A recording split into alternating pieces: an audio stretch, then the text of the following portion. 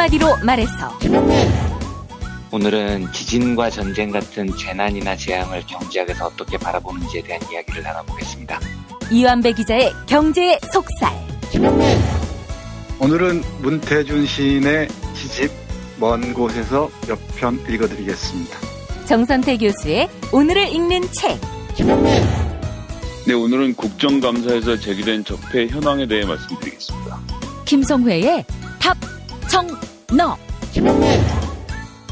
김용민 브리핑. 잠시 후 시작합니다.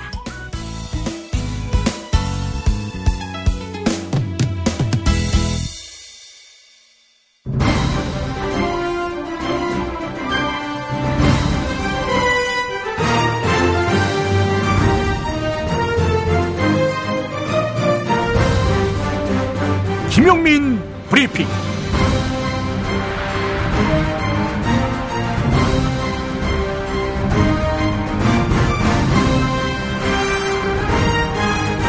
(2017년 11월 17일) 금요일입니다.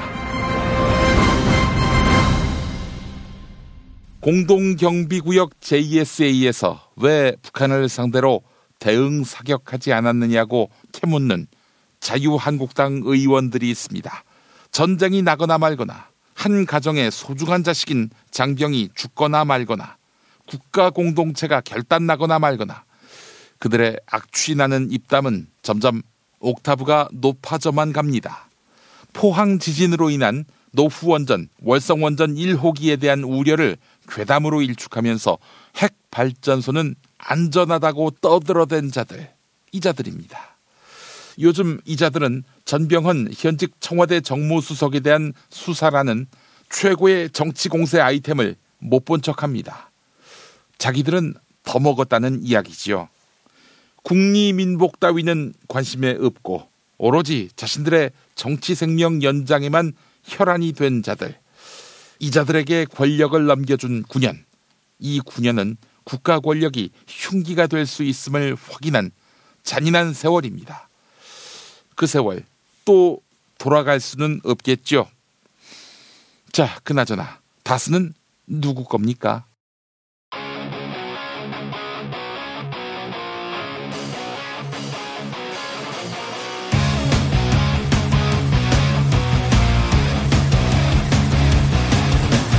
다스는 누구 겁니까? 다스는 누구 겁니까? 다스는 누구 겁니까? 다스는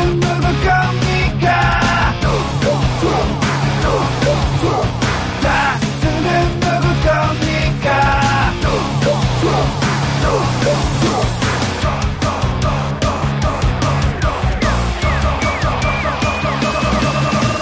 다스는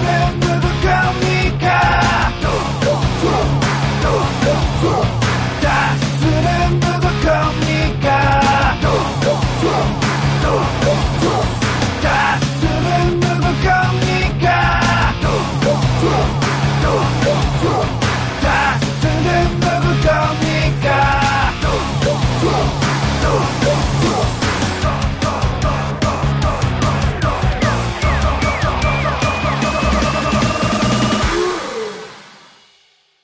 오늘의 주요 뉴스 만나보겠습니다.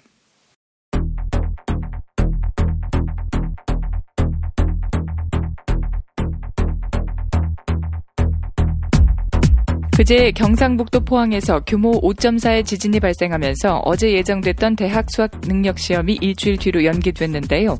어제 포항에서는 규모 3.0 이상의 비교적 강한 여진이 끊이지 않고 발생했습니다. 어제 저녁 6시까지 모두 50회에 달하는 여진이 발생한 것인데요. 전문가들은 변경된 수능일인 다음 주 목요일에도 비교적 강한 여진이 발생할 수 있다, 이렇게 예상했습니다.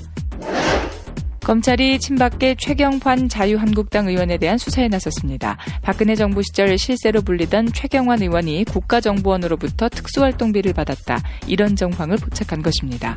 검찰은 최경환 의원이 1억 원을 건네받은 것으로 의심되는 단서를 확보한 것으로 알려졌습니다. 최경환 의원 측은 관련 의혹을 부인하고 있습니다. 측근들의 뇌물수수 혐의로 함께 수사선상에 오른 전병헌 청와대 정무수석이 어제 사퇴했습니다. 검찰이 다음 주 전병헌 정무수석을 소환조사할 것이다. 이런 전망이 나오고 있는데요. 현직 신분으로 검찰 소환조사를 받는 건 적절하지 않다고 판단한 것으로 보입니다. 전병헌 전 정무수석의 기자회견 들어보시죠.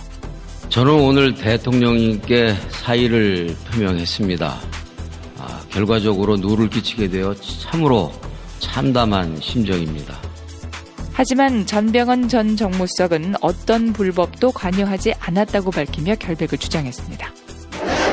2008년 정호영 특별검사팀은 차명기자에서 관리되고 있던 다스의 비자금 120억 원을 찾아냈습니다. 당시 정호영 특검은 이 자금 흐름과 계좌 내역까지 모두 파악하고 있었는데요. 당시 정호영 특검이 비자금 문제를 덮었다, 이런 의혹이 제기됐습니다. 당시 수사를 받았던 다스 관계자들은 특검이 비자금 120억 원을 다스 계좌로 다시 입금하고 확인서를 제출하라고 했다고 증언한 것입니다. 120억 원이 다스로 다시 입금된 뒤 특검은 수사 결과에도 비자금을 포함하지 않고 수사를 마무리했습니다.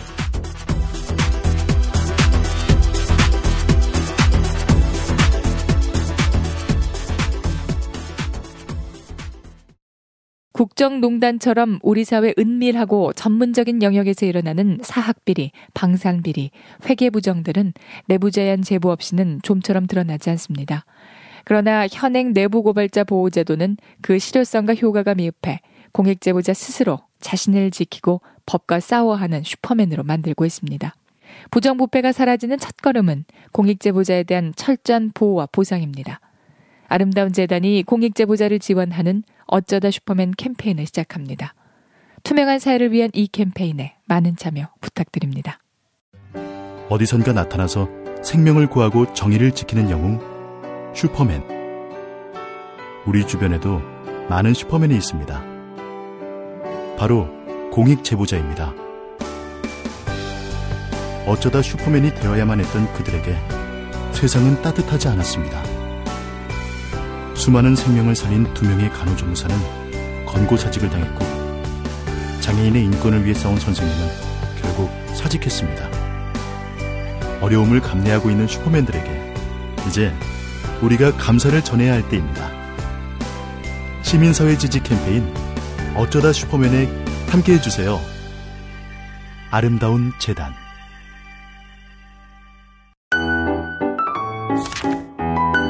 오빠, 정말? 진짜? 드디어? 벤지 천지개벽 업데이트. 월드 서버 오픈. 27개 반지의 주인이여, 최강 대 최강. 하늘이 열린다. 천지개벽 벤지. 지금 다운로드. 생활인을 위한 꿀팁. 집 2채에 월 10,000원 화재보험 카페. 화재 배상, 심지어 도난 피해까지. 여기에 더해 가전제품 고장 수리비까지. 우와, 우리 집 말고 부모님 집까지 2집에 월 10,000원이라고요? 식당, 노래방, 임용실 같은 상가와 숙박업소, 사무실, 공장, 창고, 목조주택까지 모든 업종의 화재보험과 배상 책임보험도 상담해드립니다. 02849-9730. 연중 무휴라 언제든 02849-9730. 어머님, 아버님, 오래오래 건강하세요. 개업 축하합니다. 본세다 잠드소서. 결혼을 축하합니다. 형부, 우리 언니 반품은 안 됩니다. 차장 승진하신 주과장님, 주차장 되신 거 축하해요. 우리 같이 산 게 벌써 7년이나 됐네. 썩 짜릿했던 시간이었어. 태어나서 처음으로 여자에게 보내는 꽃이야. 너랑 닮은 꽃. 생일 축하해. 사랑과 축하, 위로가 있는 곳에 좋은 사람과 플라워. 1566-0263 1566-0263입니다.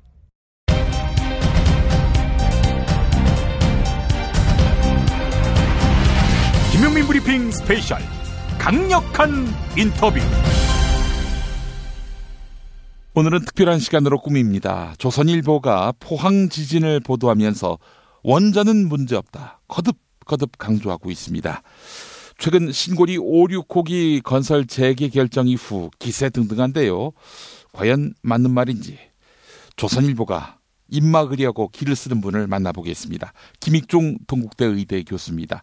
교수님. 예, 안녕하세요. 네, 교수님이 경주에 사시는 걸로 알고 있습니다. 예, 맞습니다. 지금도 경주십니까? 아니요, 저는 지금 서울에 와 있습니다. 다른 일이 있어서 그저께 그 지진을 직접 몸으로 경험하지 못했습니다. 아, 그래도 작년 경주 지진 잊지 못하시죠? 예, 그때는 제가 집에 있었는데 정말 컸었죠. 뛰쳐나오셨고요, 그때. 작년에 이제 경주에 있을 때 큰 지진은 뭐 물론 이제 어제 포항 지진도 굉장히 컸지만 하여튼 제가 정신 차려 보니까 밖에 나와 있더라고요. 이미. 예. 정말 제정신이 아니었었어요. 근데 어제 포항도 보니까 뭐 깜짝 놀래고 오히려 피해가 더 컸던 것 같습니다. 뭐 얘기를 들어보니까 진앙지가 지표면에서 가깝고 인구 밀도가 좀 많은 곳이고 예. 그래서 이제 피해가 컸다 이런 얘기인데 예. 하여튼 흔들림이 훨씬 더 크게 느낄 만한 그런 일이었던 것 같습니다. 인구 밀도가 좁은 이런 곳에서 지진이 발생한다. 그럼 당연히 뭐 원전이 없더라도 큰 피해는 당연히 예상할 만도 한데, 그런데 이런 곳에다가 원전을 엄청나게 지어댔으니 이건 뭐 스스로 폭탄을 끌어안는 격 아니겠습니까? 예, 그렇습니다. 지금 이제 특히 그 작년 지진도 그렇고 올해 지진도 그렇고 경주 포항이 이제 가깝거든요. 그리고 거기에 월성 원전이 있으니까 원전에 대한 안전성 당연히 좀 걱정이 되는 거죠. 월성 원전 1호기는 현존하는 노후 원전 중에 가장 오래된 원전이죠. 예, 그렇죠. 폐쇄된 고리 1호기 그 다음 2호거든요, 우리나라에서. 그래서 제일 나이가 많은 원전입니다. 그 조선일보는 포항 지진의 에너지는 원전의 내진 설계 기준인 7.0 규모 지진 에너지의 250분의 1에 그친다, 이런 설명을 하고 있는데 이게 무슨 말인지 모르겠습니다. 조선일보가 이렇게 그 사실과 다른 얘기들을 너무 자주 해서 저는 조선일보를 사실 잘 안 믿습니다. 예. 일단 그 원전의 내진 설계가 7.0이다. 이 말은 지금 우리나라의 원전이 24개가 가동 중이잖아요. 예. 그 중에 하나가 7.0이고요. 나머지는 다 6.5입니다. 그래서 내진 설계가 7.0이다라는 거는 그렇게 얘기하면은 정확하지 않은 얘기가 되는 거고. 그렇군요. 그러니까 이번 지진이 7.0보다 적었다 이런 얘기죠. 그건 사실입니다. 7.0보다 작았어요. 아니, 그런데 지금 말씀하신 내용을 들어보니까 마치 그 월성 원전 1호기도 7.0 아래는 견딜 수 있다, 이런 식으로 조선일보가 호도했다는 그런 평가로 들립니다. 그렇죠. 7.0으로 돼 있는 거는 지금 현재 가동 중인 원전 중에서 한 개뿐이에요. 신고리 3호기 그것뿐입니다. 나머지는 다 6.5로 돼 있습니다. 그렇군요. 그 만약에 7.0 이상의 강진이 발생한다면 지금 7.0에도 견딜 수 있다는 그 한 개의 원전도 위태로울 수 있다, 이 얘기 아닙니까? 뭐 그렇죠. 그거 한 개 빼놓고 23개는 터진다고 봐야죠. 그렇군요. 아니, 교수님, 그 7.0 강진에도 견딜만 하다, 이런 말로 사실상 이제 원전 수호론자들은 거듭거듭 강조하고 있는데 7.0 이상의 강진이 올 가능성은 전혀 없습니까? 그거를 어떻게 합니까? 지진에 대해서는 우리 인간들이 잘 몰라요. 네. 그 내일 지진 오겠습니다, 이런 일기예보 없잖아요. 예. 우리가 예측을 못합니다, 지진에 대해서는. 심지어는 지진이 지난 다음에도 어디서 일어났냐, 왜 일어났냐 설명이 안 되지 않습니까? 후쿠시마 원전 사고가 지금 9.0 지진이 났을 때 사고 났잖아요. 후쿠시마가 7.0에 견디도록 설계돼 있었어요. 예. 그러니까 7.0 이상은 안 난다, 이렇게 가정하고 지어진 원전인 거죠. 근데 9.0 났잖아요. 예. 그런 겁니다. 그래서 그 지진에 대해서는 우리는 정말 몰라요. 그래서 7.0 이상이 날 거다 말 거다라는 논의 자체가 무의미합니다. 예. 조선일보의 오늘자 사설 제목을 보니까 원전은 이상 없었고 학교와 주택 그리고 아파트는 취약했다, 이거였습니다. 전 이거 읽으면서 원전의 안전과 관련해서 괴담 유포하지 말라. 이런 주문과 함께 이제 내진 설계가 전제된 그런 건물로 새로 짓자. 이런 뜻으로 읽히더라고요. 어떻습니까, 교수님? 원전에 이상이 없었다라는 것은 거짓말이 아니죠. 이상이 없었던 것 같습니다. 예. 그렇지만 이제 7.0에도 견딘다. 이거는 말이 안 되는 소리고요. 예. 그 원자력에 대해서 왜 이렇게 일방적인 얘기를 하는지 잘 모르겠어요. 조선일보가. 사실 제대로 된 언론 같으면 국민들이 걱정하는 일을 같이 걱정해 주는 게 보통일 것 같은데. 그렇습니다. 원자력에 대해서는 너무 일방적으로 그쪽 편을 들어주는 기사들로만 지금 돼 있어서. 예. 그 이유가 뭔지 저는 무척 궁금해요. 하여튼 저는 지진에 대해서는 사람들이 잘 모르기 때문에 겸손하게 생각해야 됩니다. 예. 우린 잘 모른다. 예측할 수가 없다. 아무리 예측을 한다고 해도 그걸 뛰어넘는 일도 일어났었다. 예. 우리나라에서도 그렇게 일어날 수 있다. 이렇게 보고 대비를 강화하는 게 맞는 겁니다. 예. 절대 6.5 이상은 안 난다. 절대 7.0 이상은 안 난다. 이렇게 하고 대비 안 하고 있다가는 사고를 맞게 되는 거죠. 그 원자력 공학자 중에는 이런 말하는 분도 있습니다. 지금까지 핵발전소 사고 중에 지진이 직접 원인인 사고는 없었다. 이렇게 말이죠. 그러니까 지진 나면 원전 사고 걱정하지 말라 이런 말 같은데 이게 어디까지 믿어야 될지 모르겠습니다, 교수님. 그런 거는 저는 고려할 필요가 없는 그냥 선전물구에 불과하다고 생각합니다. 예. 후쿠시마 사고가 지진 아니었으면 왜 일어납니까? 그런 건 이제 국민들이 좀 상식이 있는 분들 같으면 받아들이기 좀 어려운 얘기죠. 일단 팩트만 해도 그렇습니다. 후쿠시마 지진 나니까 그 송전탑이 무너졌고 그것 때문에 원자력에 전기 공급이 끊겼습니다. 이거는 팩트거든요. 예. 그리고 이제 그 다음에 그 지진 때문에 그 원자력 내부에 파이프나 뭐 이런 것들에 이상이 있었을 텐데 그건 어차피 확인이 안 되는 거고 사고 현장에 지금 6년간 사람이 못 들어가니까 확인이 안 되는 건데 그건 마치 확인했던 것처럼 얘기하는 거 이건 정말 잘못된 거죠. 그리고 쓰나미도 지진 때문에 쓰나미가 생겼잖아요. 그렇죠. 지진 때문에 발생한 게 쓰나미입니다. 그러면 지진 때문에 발생했다라고 말하는 게 맞는 거죠. 도대체 그 기본적인 상식을 국민들이 안 갖고 있는 것처럼 전문가란 이름으로 얘기하면 국민들은 판단력이 없으니 그대로 받아들일 거다. 이런 식으로 접근하는 이건 굉장히 모욕적이고요. 말이 안 되는 얘기입니다. 예. 그 조선일보 사설을 보니까 이미 24개 원전 모두 규모 7.0 지진에도 견딜 수 있게 보강 중에 있고, 이 보강 중에 있다. 거짓말입니다. 7.0에 보강하는 게 아니고 한 개만 7.0 설계고 나머지는 6.5 설계입니다.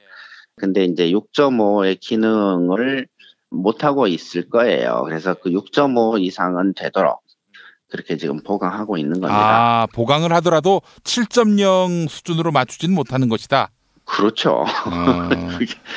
그렇게 하고 있는 게 아닙니다. 그러니까 원래 그 설계 기준이 있으니 그 설계 기준까지 지금 하여튼 지진 보강을 해본 적이 없으니까 그 설계 기준까지는 기능을 하도록 보강을 하고 있는 거죠. 그리고 그 공사 아직 안 끝났습니다. 교수님, 그렇다면은 이런 생각도 듭니다. 처음에 이제 내진 설계를 할 때 말이죠.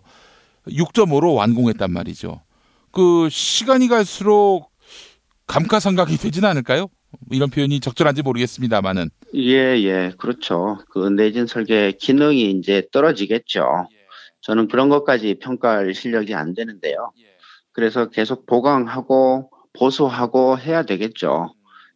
내진 설비가 뭐 어쨌거나 감가상각이 될 테니 그러지 않겠습니까? 예.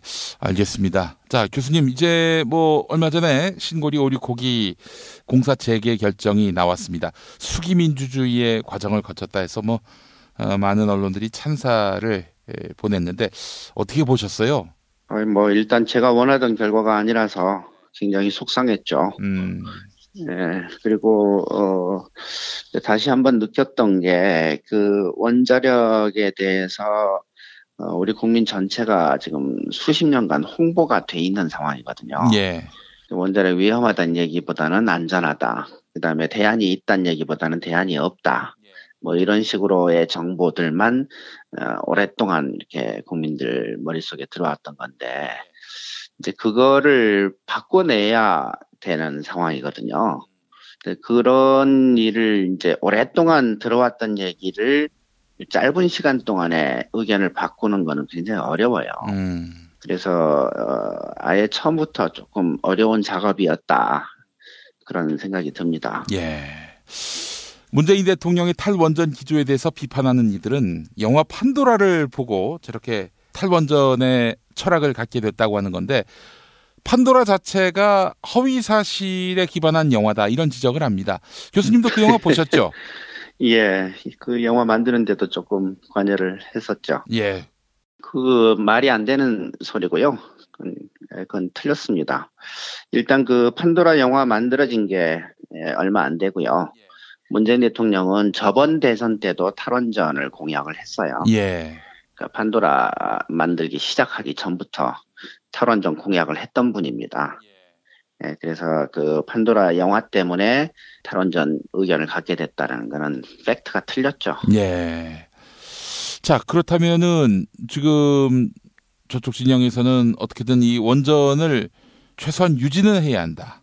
이런 입장을 갖고 있는데 우리 국민들이 이번 그 공론화 과정 속에서 이거를 좀 더 유념하고 봤었어야 했다라고 생각하시는 부분이 있으십니까? 특히 이제 저는 대안에 대해서 우리 국민들이 대안이 없다. 원전 없으면 전기 생산에 문제 발생한다. 이렇게 굳게 믿고 있어요. 종교처럼 믿고 있는 듯한 느낌이 받을 때도 있었어요. 그러니까 원자력 없이도 전기 만들 수 있다. 이걸 설명을 하면 그거를 잘 안 믿습니다. 데이터들을 다 보여줘도 제가 거짓말하는 줄 알고 그 사이에 그 원자력 홍보가 너무 잘 돼 있었던 거죠. 예. 원자력에 대안이 없다라는 그런 굳은 믿음을 국민들 많이들 갖고 계시거든요. 네. 그래서 앞으로는 이제 신재생이라고 하죠. 재생에너지, 태양광 풍력 이쪽에서 전기 생산량이 좀 어느 정도 늘어나고 그래야 이제 국민들이 좀 보고 그걸 가능성을 믿지 않을까 이렇게 생각합니다. 전 세계적으로 지금 현재 전기 생산 전체의 25%가 재생에너지거든요. 그러니까 태양광, 풍력, 지열 이런 것들인데 그리고 원자력은 10%입니다. 그러니까 이미 원자력 전기의 2.5배의 전기를 생산하고 있었거든요. 재생에너지가. 예. 근데 우리는 이제 원자력의 한 20분의 1, 30분의 1 이렇게밖에 안 되죠. 예. 그래서 우리가 굉장히 독특한 그런 상황인데 우리가 독특하고 전 세계하고 우리는 다른 추세에 있다라는 거를 설명하는 게 조금 어렵습니다. 예. 설명을 해도 그걸 받아들이기가 참 어려워요, 사람들이. 예. 어쨌거나 그 정부가 좀 노력을 해서 그 실적들을 좀 만들어내고 재생에너지로도 전기가 나오는구나. 굳이 원전 위험한 거 안 해도 되겠구나. 이렇게 생각하도록 시간을 두고 이렇게 실적을 보여주고 가능성을 보여주고 해야 된다. 이렇게 생각합니다. 탈핵 진영이 지나치게 핵발전소의 사고 우려 이런 것들을 증폭시키다 보니까 신재생 에너지의 가능성 또 미래 또 대안으로서의 어떤 기능들을 잘 설명하지 못했다 이런 지적도 있더라고요. 예, 근데 뭐 설명을 더 잘할 수는 없었다고 저는 생각해요. 거기 대응하는 팀에 있는 분 우리나라에서 정말 강의 잘하고 설명 잘하고 팩트들만 구성해서 했기 때문에 저는 이제 국민들 설득에 사실 실패했다고 봐야 되는데 그건 절대 시간이 부족했고 그 사이에 이미 머릿속에 박혀있는 원자력 홍보를 벗겨내는데 충분한 시간이 아니었다. 이렇게 저는 생각합니다. 그래서 앞으로 계속해서 이제 국민들을 설득을 할 거고 정부도 설득을 할 거고 또 이 가능하다는 거를 국민들 앞에서 보여주면 국민들이 이제 이게 가능하구나, 대안이 있구나 이런 생각을 하실 거라고 생각합니다. 예, 알겠습니다. 교수님, 요약하자면은 조선일보의 원전 관련 보도는 믿지 말라 이렇게 요약해도 되겠습니까? 예, 저는 조선일보 일반적으로 그거 말고도 팩트를 왜곡하는 그런 구도들이 많았다고 생각합니다. 예.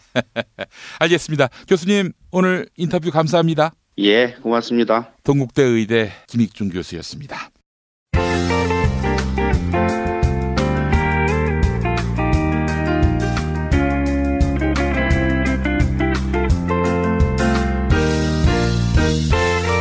여러분 안녕하십니까?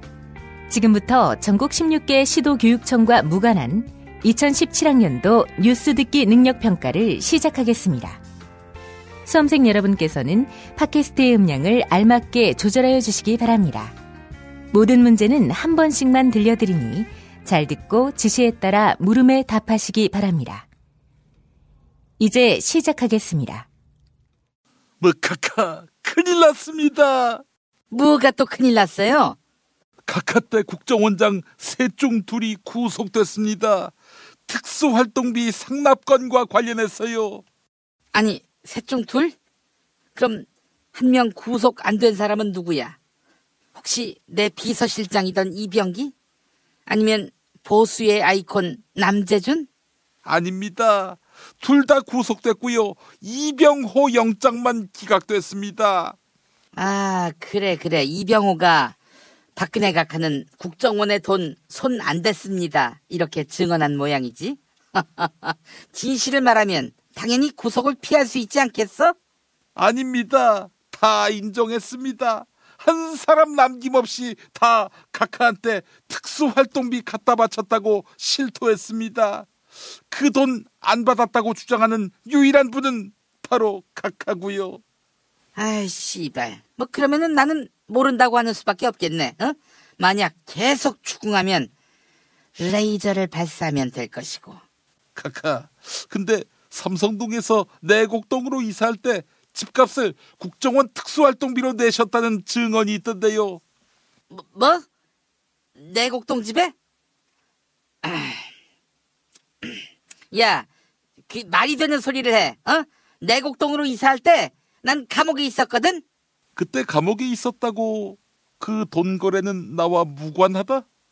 뭐 이런 말씀이 먹힐 것 같습니까? 그렇다면 최순실 비자금은 최순실 거겠군요. 그렇다면 최순실한테 이야기해줘야지. 그 돈 네 거라고. 아! 야, 너 은근히 족가는 경향이 있다. 카카, 이제 별 수 없이 남은 인생은 감옥에서 보내셔야 할 것 같습니다.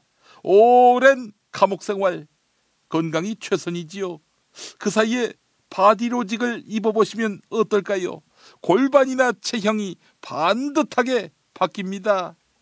아니, 최태민 목사님이 사주던 속옷을 이제는 네가 사주는 거야? 글쎄요, 이 바디로직은 보정 속옷 정도가 아닙니다. 체형을 반듯하게 해주는 바디로직. 뭐 이걸로 몸매만이 아니라 정신 건강도 회복했다, 이런 분이 있습니다. 바디로직 인터넷에서 검색하시거나 031-345-4550 031-345-4550 바디로직 이거 제가 갖고 들어갈 수는 없고요. 최경환이 시켜서 보낼게요. 아니, 최경환이가 무슨 수로 그걸 들고 여기로 들어와? 걔도 곧 감옥 갈 것 같습니다. 국정원 특수활동비 몰래 슈킹하다가 걸렸거든요. 하하이 씨발, 그럼 여기 서울구치소가 친박타운이 되는 거야? 어? 박근혜 정권 내각이 다 들어오는 셈이네. 누가 보면 역대 가장 무능했던 정권의 인사들, 대통령부터 장관까지 무능하다는 죄로 감옥에 몽땅 들어간 줄 알겠습니다. 각자 비리가 있어서 따로 들어간 건데. 이 조시다, 이 씹새끼야. 문제 드리겠습니다. 1층에 외벽 설비를 설치하지 않고 주차 공간으로 개방하면서 내력벽 기둥만으로 하중을 견디도록 한 구조. 이 구조를 뭐라고 할까요? 이번 포항 지진 직후 기둥이 심하게 파손된 이 구조의 건물이 화제지요. 이 구조는 무엇인지 아십니까? 알지. 1번 기둥 서방, 2번 자이언 T, 3번 옥의 T, 4번, 필로 T. 5번, 영포 T.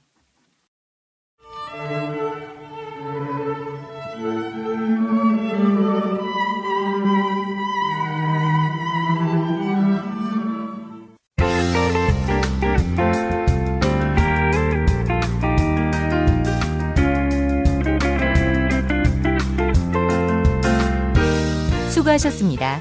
이상으로 전국 16개 시도교육청과 무관한 2017학년도 뉴스 듣기 능력평가를 모두 마치겠습니다. 수험생 여러분은 이메일 주소와 정답, 사연을 적어 팟빵 게시판에 올려주시기 바랍니다. 당첨자는 2부 마지막 순서에서 발표하겠습니다. 뉴스 듣기 능력평가를 마칩니다. 자, 이거 먹고 제가 한번 볼일 봐가지고 네. 바나나 나오는 바람에 원숭이들이 들고 그래가지고 네. 어우, 몇십 마리가 달라붙어가지고 시끄럽했던 기억이 있습니다. 네. 아침마다 원숭이를 불러 모으는 미궁 대장사랑이었습니다. 미궁 대장사랑 장실 굿모닝 화장실 바나 굿모닝 바나나. 야, 너 홍어 판다 그랬지? 팔지. 근데 홍어가 진짜 그렇게 몸에 좋아? 아니, 끝내준다니까. 우리 엄마 관절염인데? 홍어. 나 숙취는? 홍어. 마누라 다이어트는? 홍어. 큰이모 변비? 홍어. 작은 형 소화불량은? 홍어. 여동생 피부? 홍어. 큰 누나 주름? 홍어. 명절 때 선물은? 홍어라니까. 근데 비싸지? 열나 싸고 열나 맛있는 홍어가 있다니까. 어디? 알싸한 홍어. 1599-6456.com 혹은 1599-6456 전화 주문도 가능합니다.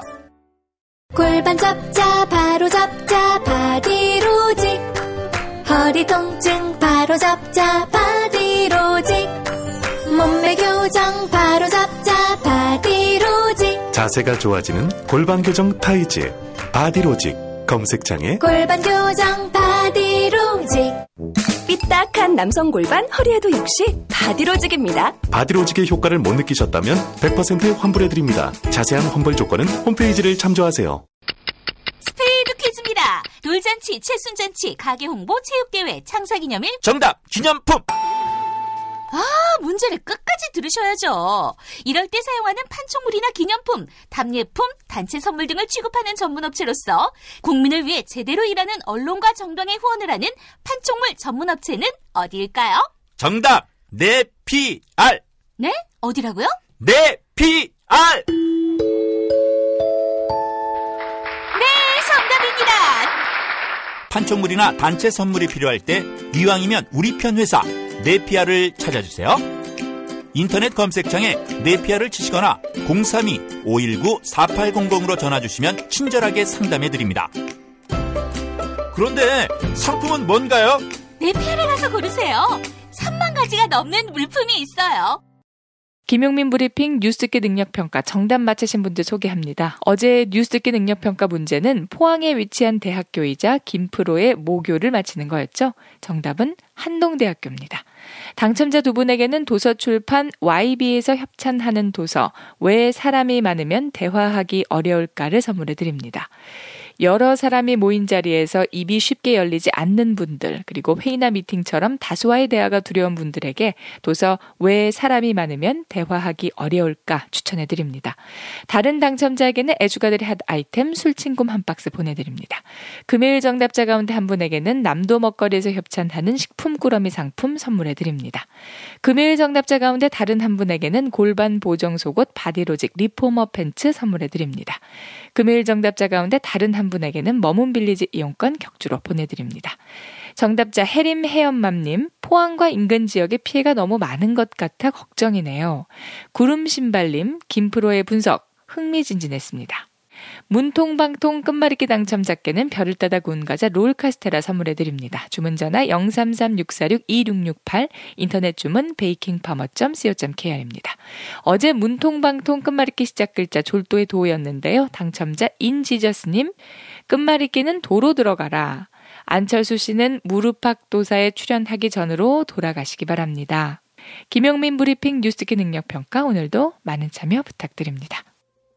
민주주의와 인권이 위협받던 시기 그리스도의 정의와 진리를 선포한 학교 김재준, 장준하, 문익환, 안병무 등의 선각자의 정신으로 종교개혁 500주년 새로운 한국교회의 미래를 열어갈 인재를 양성하는 학교 한신대학교 신학대학원. 한신대학교 신학대학원이 전기 신입 편입생을 모집합니다. 목회자 양성을 위한 석사과정 주간반과 야간반, 일반인을 위한 석사과정 주말 야간반에서 여러분을 기다립니다. 02-2125-0108.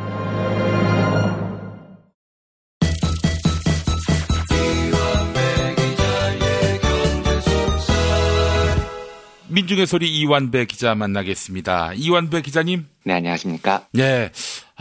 이완배 기자님. 지진이 서울에서도 발생했다면 어땠을까요? 끔찍하네요. 그런데 사실은 서울이 사람이 많은 곳에서 발생했기 때문에 숫자적으로는 훨씬 더 끔찍했겠지만 저는 이번에 포항에서 벌어진 지진도 끔찍합니다. 그럼요. 네. 어느 곳에서나 굉장히 공포스러웠습니다. 진짜 이번에는요. 네. 지진, 재난 어디든 항상 잘 대비해야 한다라는 말을 하지만 정부 간 실력차는 확연하죠. 그럼요. 저는 이번에 너무 놀랐던 게 7시간하고 비교를 해보니까 그러니까 자꾸 저는 문재인 정부가 잘한 것도 좋은데 그때 7시간이 자꾸 너무 생각이 나요. 네, 그러니까 너무 슬픈 겁니다, 이게요. 조금만 더 재난과 이런 것에 대해서 지도자가 기본적인 국민들에 대한 애정과 사랑만 갖고 있었어도 그때 그 세월호 참사를 어떻게 해서든지 좀 줄일 수 있었을 것 같은 생각이 들어서 이게 비교가 되니까 더 화가 나는 겁니다. 그때 일이 자꾸 생각이 나서요. 되게 마음이 아팠습니다. 참 아무래도 오늘 그 이야기 하실 것 같아요. 예, 오늘은 지진 이야기를 한번 해보려고 합니다. 사실 이 분야는 재난경제학이라고 해서요. 경제학의 한 분야이기도 합니다. 그런데 들어보시면 아시겠지만 제가 이 분야를 상당히 싫어합니다. 그래서 원래 재난경제학이라는 분야는 경제학 안에서 굉장히 작은 영역이었는데 그러다가 일본에서 핵발전소 사태가 한번 나고 나서 갑자기 부각되기 시작한 경제학 영역이에요. 근데 제가 이 분야를 싫어하는 이유는 이 분야의 이야기가 엄청나게 헛소리여서도 아니고요. 혹은 말이 안 돼서도 아닙니다. 이게 잘 듣다 보면 일리가 없는 게 아닙니다. 특히 이 분야는 통계를 주로 다루기 때문에 경제학자들이 제시하는 통계 수치가 거짓말이 아닌 한 이 분야에서 주장하는 이야기는 대체로 맞을 확률이 큽니다. 근데 제가 이제 이 분야를 싫어하는 이유는 약간 감정적인 겁니다. 인류가 닥친 거대한 재앙이 있고 그 안에서 수많은 사람이 목숨을 잃고 수많은 가족들이 가족을 잃고 이런 참혹한 상황을 겪었는데 경제학은 이걸 숫자로 풀어내려고 합니다. 또 이걸 돈의 관점에서 보려고 해요. 그래서 저는 아예 이 분야에 좀 손이 잘 안 간 분야입니다. 그런데 제가 싫어하는 분야인데 감히 청취자분 여러분들께 제가 잘 설명을 할 자신도 없고 이 분야에 대해서 관심을 가져주세요라고 말하고 싶은 생각도 없습니다. 다만 제가 오늘 포항 지역의 지진이 한국 사회에 큰 관심을 얻는 와중에 굳이 이 분야 이야기를 드리는 건 이런 경제학적인 사고가 옳다 이게 아니고요. 이것에 감춰진 본질이 어떤 것인가라는 걸 한번 말씀을 드려보고 싶어서입니다. 비판적 접근이군요. 그렇습니다. 그래서 사실 제가 이야기 드리는 주제는 재난경제학이 아니고 쇼크 독트린이라는 분야입니다. 쇼크 독트린이라는 건 재난경제학에서 말하는 경제학적 토대를 바탕으로요. 전 세계적으로 재난이나 재앙을 원하는 자들이 있다라는 경제학적 이론이에요. 그래서 이게 다소 음모론적인 구석이 있긴 하지만 저는 굉장히 귀담아 듣는 이론이에요. 그러니까 아주 잔인한 자본이 재앙과 재난을 어떻게 돈벌이 확장을 위해서 사용해 왔는지를 아주 깊은 통찰로 밝혀냅니다. 그리고 조금 더 나아가서 이게 굉장히 끔찍한 상상인데요. 자본은 재앙과 재난을 원하기조차 합니다. 그게 돈벌이가 되기 때문이죠. 그래서 저는 아까 말씀드렸던 재난경제학에 대해서는 거부감이 많은 편이지만 후반부에 소개해드릴 쇼크 독트린의 시각에 대해서는 상당 부분 동의를 합니다. 오늘은 개괄적으로 말씀을 드릴 예정인데요. 청취자 여러분들께서도 함께 들어주시고 쇼크 독트린이 제기하는 다양한 시각, 음모론적인 향기가 없진 않습니다. 그런데 그게 합리적인 의심인지 아니면 터무니없는 음모론인지 함께 고민을 해주셨으면 좋겠습니다. 우선 제가 그다지 선호하지 않는 재난경제학 분야를 살펴보겠습니다. 재난경제학의 기본 관점은 이런 겁니다. 경제의 성장을 위해서는 기존의 것들이 한번 싹 파괴되는 게 유리하다 이런 시각이 있어요. 그러니까 구체제가 그대로 유지되면서 새로운 자본을 접목시키려고 하면 이게 잘 이루어지지 않는다는 거죠. 그런데 의외로 재난이나 전쟁 같은 폭발적인 파괴 행위가 한번 들어서면 오히려 새로운 경제 체제를 통해서 발전하는 계기를 삼을 수 있다. 이런 참혹한 시각이 들어 있습니다. 그러니까 쉽게 말씀드리면 당장은 재난이 생기면 인명과 재산 피해가 크게 생기지만 그 손해보다도 그걸 복구하면서 생기는 새로운 경제 행위의 이익이 더 크다고 보는 시각이에요. 그러니까 복구를 하면서 창출된 수요나 공급이 경제를 극적으로 회복시킨다는 시각이고, 그래서 전화위복이니 뭐 창조적 파괴니 뭐 이런 소리를 합니다. 그런데 이 이야기가 근거가 아예 없는 이야기는 아니에요. 그러니까 재난 경제학자들이 재난이나 전쟁을 두고 다양한 통계를 분석하는데, 실제로 재난이나 전쟁을 맞아서 참혹하게 파괴된 국가나 사회의 경제 통계를 보면은요, 상당수가 대략 한 4년에서 5년 정도 지나면 바로 과거 경제 수준을 회복합니다. 통계가 그렇다는 거예요. 그리고 시간이 20년, 30년 정도 흘러 지나가면 재난을 겪지 않은 곳에 비해서 오히려 더 경제가 발전하는 곳도 꽤 나옵니다. 그래서 20세기 이후에 그 전쟁에서 제일 중요한 현상이 폭격인데요. 이 폭격이 이제 지역을 초토화하잖아요. 그러면 폭격으로 초토화되고 나면 경제가 어떻게 되느냐? UC 버클리 대학교의 에드워드 미겔이라는 그 교수의 연구인데요.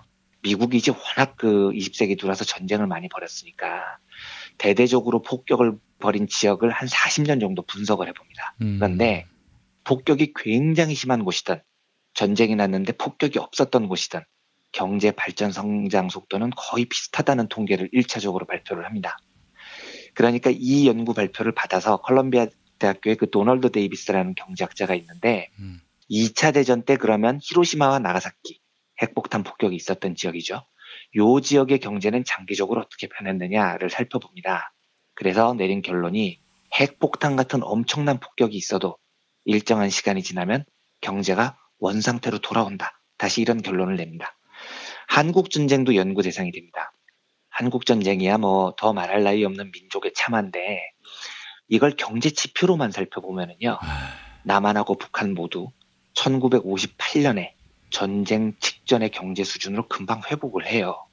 그런데 이제 실제로 경제 지표는 그럴 수 있습니다. 근데 저는 이런 시각이 너무 참혹하다고 느껴지는 게 경제 지표야 회복이 됐겠지만 전쟁 때 죽은 사람들이나 가족들의 상처는 경제 지표에 안 잡히죠. 아, 그렇죠. 예. 그럼요. 그러니까 이런 인간적인 중요성은 다 제거를 한 채 재난이나 재앙이 있어도 경제는 곧 회복된다.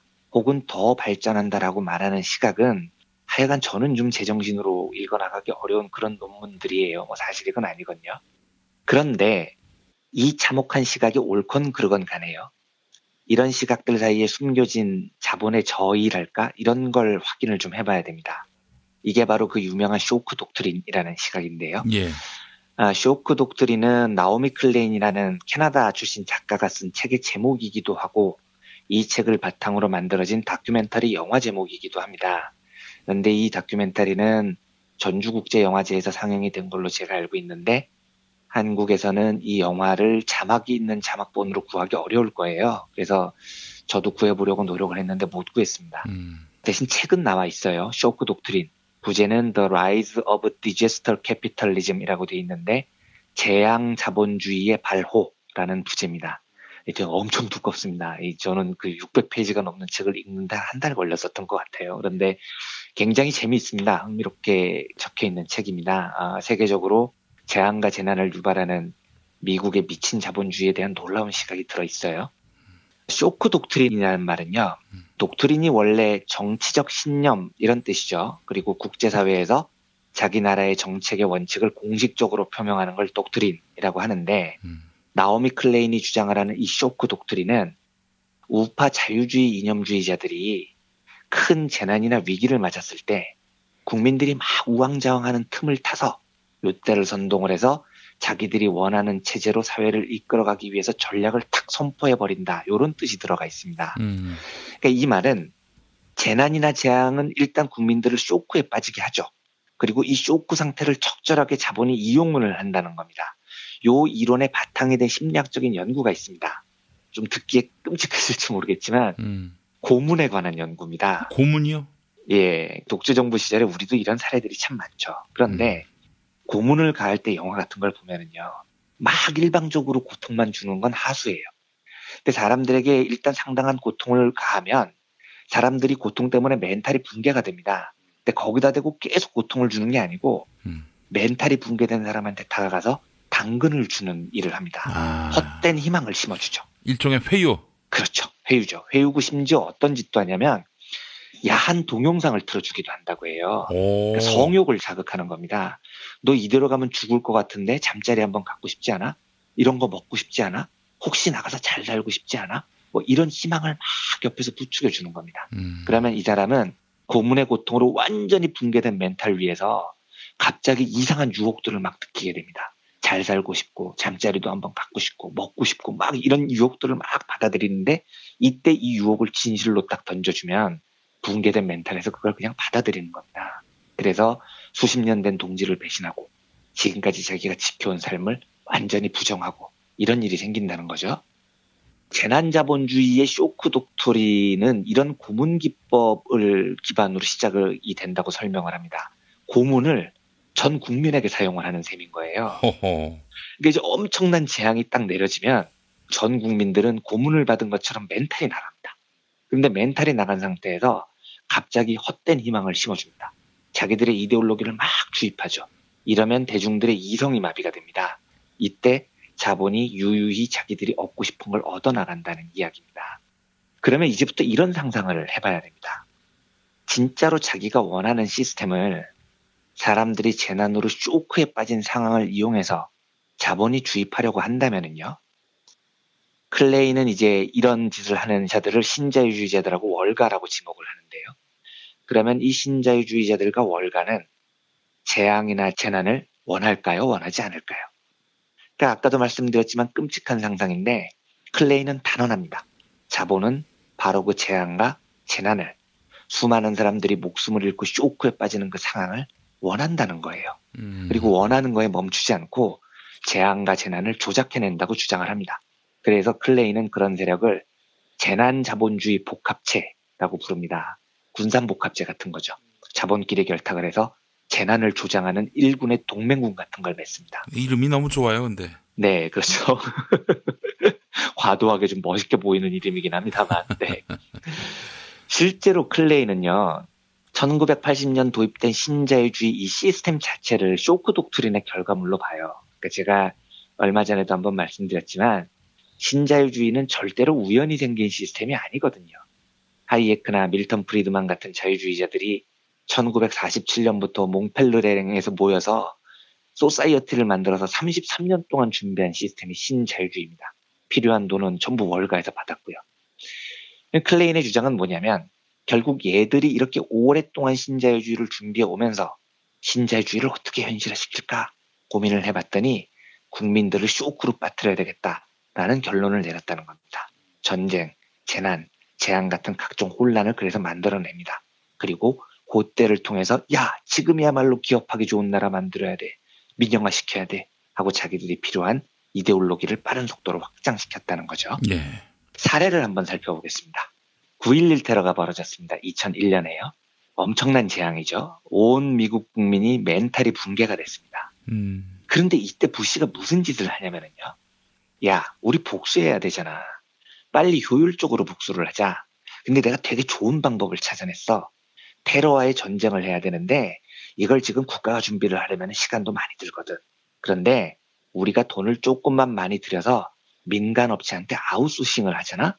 그럼 민간업체가 원래 그런 곳이야. 돈만 좀 두둑히 쥐어주면 번개같이 준비해 테러와의 전쟁.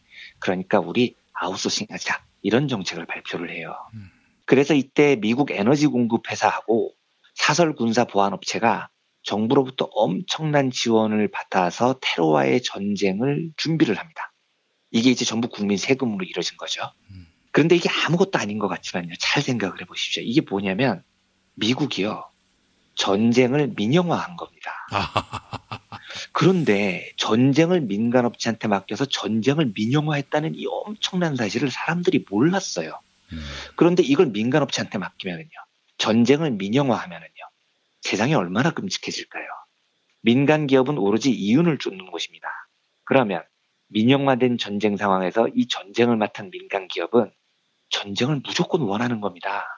그래서 이 민간 기업은 세계 곳곳을 돌아다니면서 시비를 겁니다. 미국 정부의 위임을 받았다고 하고요. 전쟁이 많아져야 돈을 더 버니까요. 그런데 이 전쟁 민영화라는 황당무계한 이 역사적인 사건이 미국에서는 그냥 아무렇지도 않게 통과가 돼요. 왜냐하면 9.11 테러라는 끔찍한 일을 당한 미국 시민들의 멘탈이 나가버렸기 때문입니다. 재앙으로 쇼크 상태에 빠졌다는 거죠. 그래서 전쟁 민영화가 이루어진 겁니다. 제가 이제 이 견해에 대해서는 공부가 좀 부족해서 완벽한 판단을 유보합니다만 클레이는 이렇게 주장을 합니다. 1998년 한국의 외환위기도요. 이 쇼크 독트린의 일환이었다고 주장을 해요. 그러니까 한국의 IMF 위기는 미국 월가가 인위적으로 한국을 비롯해서 아시아 국가들의 금융시장을 박살을 내버리면서 시작을 했다고 주장을 합니다. 그러니까 한국은 처음으로 국가부도 사태라는 쇼크 상황을 그때 맞이한 거예요. 진짜 국민들이 완전히 멘탈이 나갔지 않습니까? 예.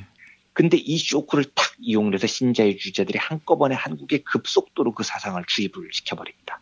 시장 개방 그때 다 이루어졌죠. 금융자유화 이때 다 이루어졌죠. 증시도 이때 다 개방이 됩니다. 그런데 이게 아무런 거부감 없이 그냥 받아들여진 거예요. 그래서 클레인의 주장은 뭐냐면 아시아 국가들의 신자유주의를 심어주기 위해서 외환위기는 조작된 것이다. 그리고 아시아 국가들은 그때를 기점으로 아무런 거부감 없이 신자유주의를 받아들이기 시작했다. 이렇게 해석을 합니다. 자, 자연재해로 한번 돌아와 보겠습니다. 쓰나미나 태풍이 한번 세상을 덮쳤다고 가정을 해보죠. 클레이는 실제로 그 쓰나미가 덮친 지역을 집요하게 돌아다니면서 취재를 합니다. 그런데 클레인이 내린 결론은 뭐냐면 그런 지역을 가보면 예외 없이 민영화 열풍이 분다는 겁니다. 예, 예를 들면 2014년 12월에요. 진짜 무시무시한 쓰나미가 인도네시아 수마트라 섬 근처에서 있었죠. 이때 해역에서 9.15의 강진이 있었고 이 영향으로 뭐 인도네시아뿐만 아니라 뭐 말레이시아, 스리랑카, 태국까지 진짜 너무나 큰 피해를 입었습니다. 무려 22만 6천 명의 희생자가 발생했다는 거니까요. 물론 제가 그 지진을 자본이 조작했다고 이야기를 하진 않습니다. 클레인도 그렇게 주장을 하진 않아요. 예, 그거는 아닙니다. 그런데 쓰나미가 휩쓸고 간 다음에요. 아시아개발은행이 즉각 보고서를 발표를 합니다. 우선 이 보고서를 보면 엄청난 공포를 주장합니다. 이번 쓰나미로 200만 명이 빈곤에 빠질 것이다. 이렇게 겁을 줍니다. 그런데 보고서 말미에 어떻게 결론이 나오냐면 하지만 재건 투자에 적극적으로 나설 경우 지역 경제는 오히려 빠른 속도로 회복될 것이다. 라고 주장을 합니다. 이러고 난 다음에 무슨 일이 벌어지느냐면요. 세계의 모든 자본들이 이 지역으로 들어와서 재건 사업을 주도를 하겠다고 나섭니다. 그리고 동남아시아 국가 정부들은 이 기업들에게 모든 재건 사업의 권한을 넘겨주죠. 빨리 재건해야 된다는 공포가 휩쓸었기 때문입니다. 이래서 스리랑카 해변 같은 곳은 원래 굉장히 자연적으로 아름다웠던 해변이었어요. 어민들이 고향이었던 곳입니다. 그런데 이 쓰나미 이후에 이 해변은 엄청나게 싼 가격에 전부 국제적인 리조트 자본 재벌들에게 다 팔려나갑니다. 그래서 이때 이 스리랑카 지역의 민중들의 생각은 멘탈이 붕괴된 상태에서 대기업이 들어와야 지역 경제가 살고 쓰나미를 막는 데에도 도움이 된다. 이 이데올로기에 다 넘어가 버린 겁니다. 그래서 이 지역의 해변은 모두 다 호텔 자본에게 넘어가 버리죠. 제가 오늘 어떤 이야기를 드리기 위해서 재난경제학과 쇼크 독트린을 소개해 드렸냐면요. 어떻게 들리실지 모르겠지만요. 저는 적어도 안전과 인간의 생명에 관해서는 자본이 하는 말을 저는 절대 믿지 않습니다. 왜냐하면요. 자본의 관심은 인간의 생명이 아니고 돈이기 때문입니다. 이 말은 자본이 돈을 아끼기 위해서 노동자들의 안전을 소홀히 한다거나 보호대를 덜 설치한다거나 이런 차원의 이야기가 전혀 아닙니다. 이런 경우는 우리가 많이 봐왔어요. 제가 오늘 드리고 싶은 이야기는 자본은 안전을 소홀히 하는데 그치지 않고요. 재난과 재앙을 돈벌이의 기회로 삼는 속성이 있다는 이야기를 드리고 싶은 겁니다. 그렇다면요. 자본은 과연 인간의 생명을 중시할까요? 아니면 인간 따위는 죽어 자빠져도 상관이 없다고 생각할까요? 아니면 인간은 죽어 자빠져도 상관이 없는 게 아니라 오히려 죽어 자빠지는 게 돈벌이에 더 유리하다고 생각을 할까요? 두 번째가 답이었다면 차라리 덜 슬플 텐데. 그렇죠. 그런데 저는 아무리 생각을 해도 3번이 답이라고 생각을 하는 겁니다. 그래서 자본은 제가 아까 소개해드린 재난경제학의 여러 통계예요. 사람들이 아무리 많이 죽고 심리학적으로 상처를 받아도 전쟁이나 재난이 생기면 일정한 시간이 지나면 경제는 회복된다. 이 사실을 굉장히 적극적으로 선전을 합니다. 나오미 클레인의 주장대로요.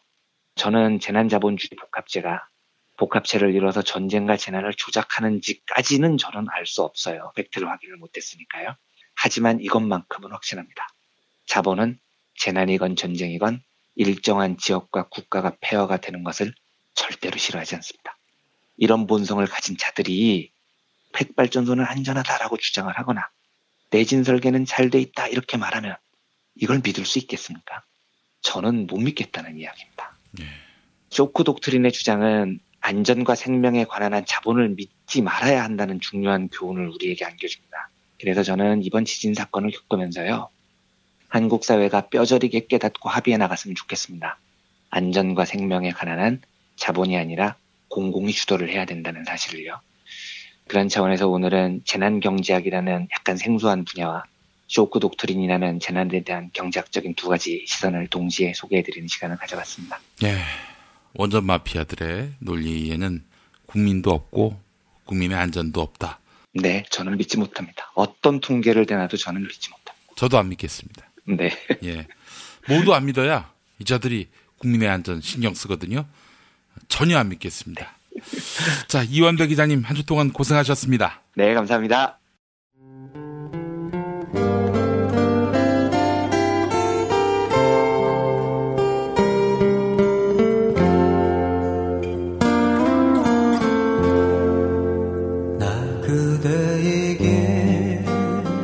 뜨거운 여름이 가고 어느새 찬바람이 옆구리를 스치면 왠지 뜸해졌던 그리운 친구 생각나시죠? 몇 년 만에 만나도 바로 어제 본 것 같은 말 안 해도 내 마음 누구보다 잘 알아주던 속 깊고 다정한 친구 다 있잖아요. 마치 민중의 소리 같은? 이렇게 마음 맞는 친구랑 뜨거운 국물에 소주 한 잔이면 같이 할까요? 당신의 든든한 절친 민중의 소리가 오늘도 당신을 응원합니다.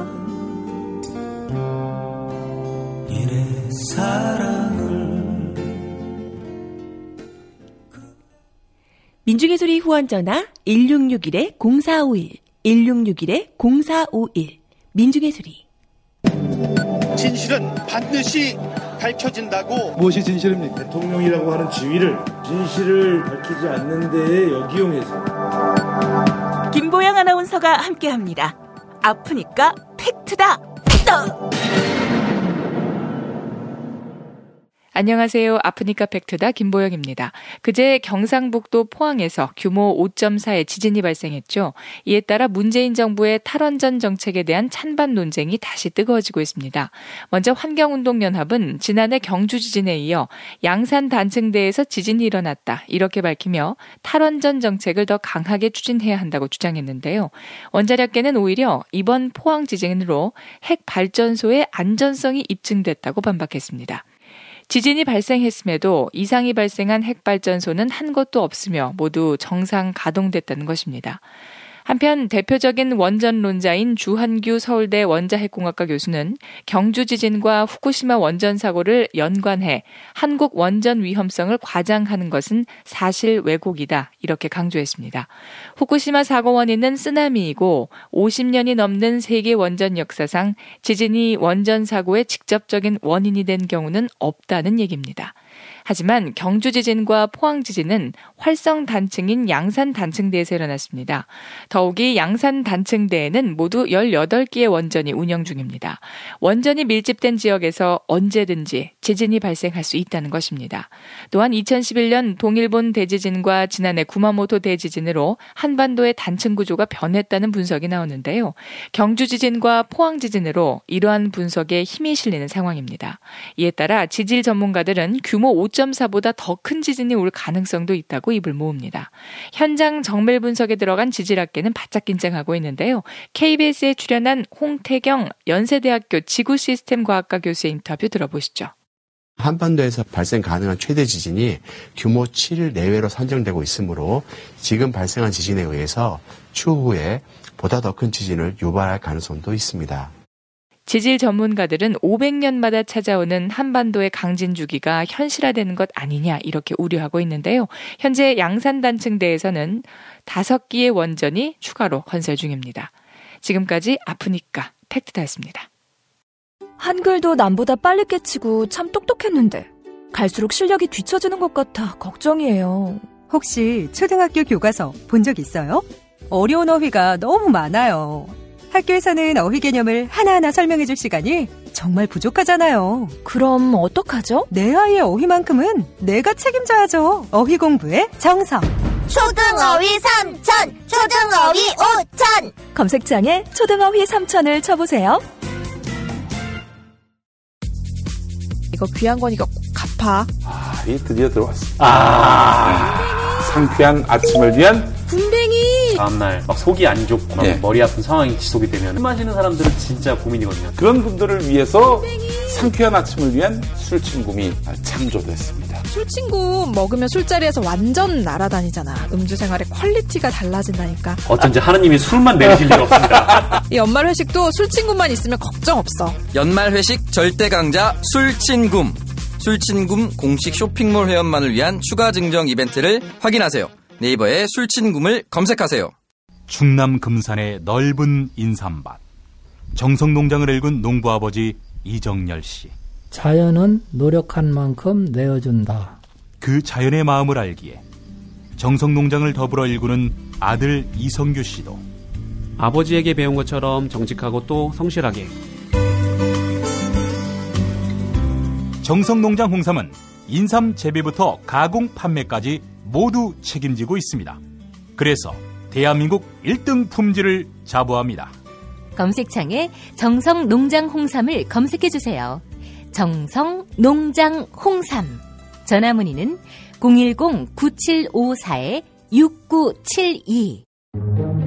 아, 이놈의 뱃살. 맞는 옷이 없네. 애 돌보랴 일하랴 살 뺄 시간이 없네. 다시 날씬해지고 싶어! 다이어트 전문 쇼핑몰 비타샵에서 개발한 국내산 동결건조 생식과 통곡물에 3가지 단백질과 비타민, 미네랄을 더해 만든 다이어트 전용 그린 스무디를 추천합니다. 문의는 1522-6648, 1522-6648 혹은 검색창에서 비타샵을 검색해주세요.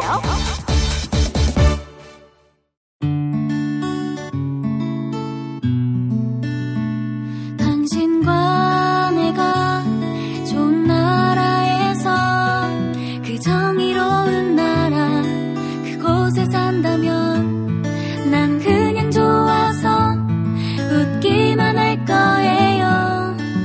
당신의 뉴스 보좌관 김용민 브리핑.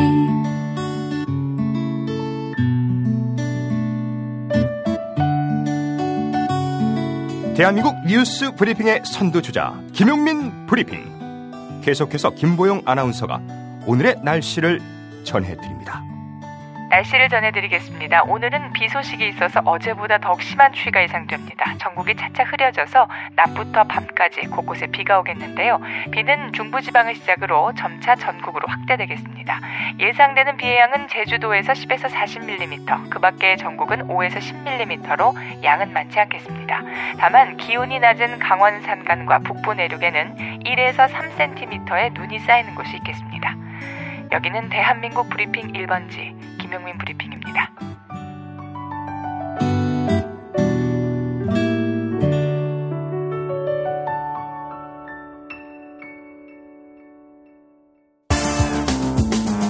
오늘을 읽는 책, 문학평론가인 국민대학교 국문학과 정선태 교수와 함께합니다. 정선태 교수님과 함께하겠습니다. 교수님. 네, 안녕하세요. 자, 오늘 시가 있는 금요일입니다, 교수님. 네, 시가 있는 금요일인데 이래저래 어수선한데요. 깊어가는 가을 생각하면서 제가 좋아하는 문태준 시인의 시 몇 편 읽어드리겠습니다. 문태준 시인이요? 네, 그렇습니다. 문태준 시인은 수렁거리는 뒤란 그리고 가재미로 특히 잘 알려져 있는데요.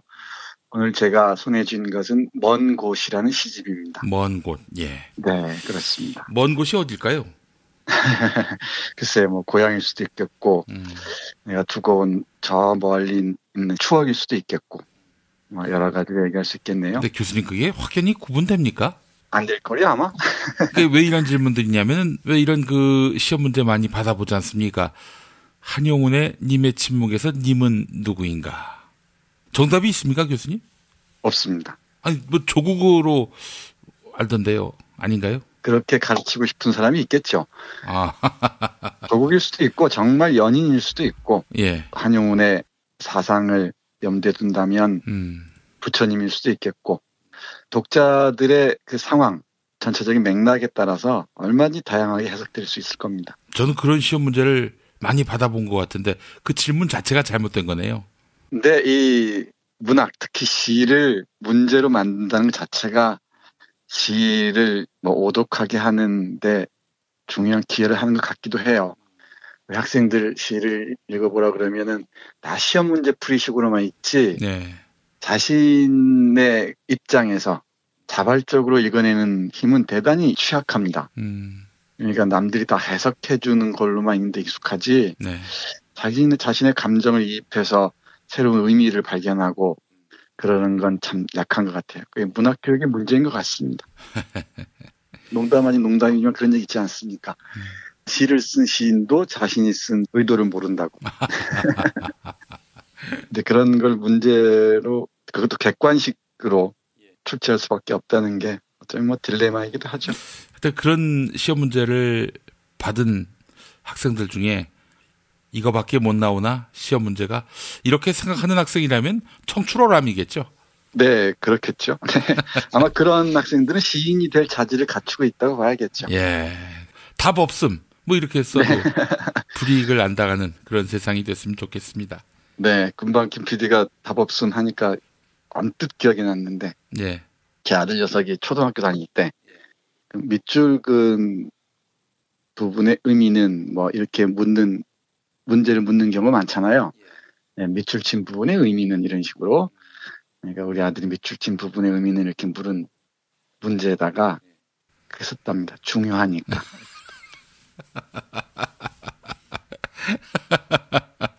이거.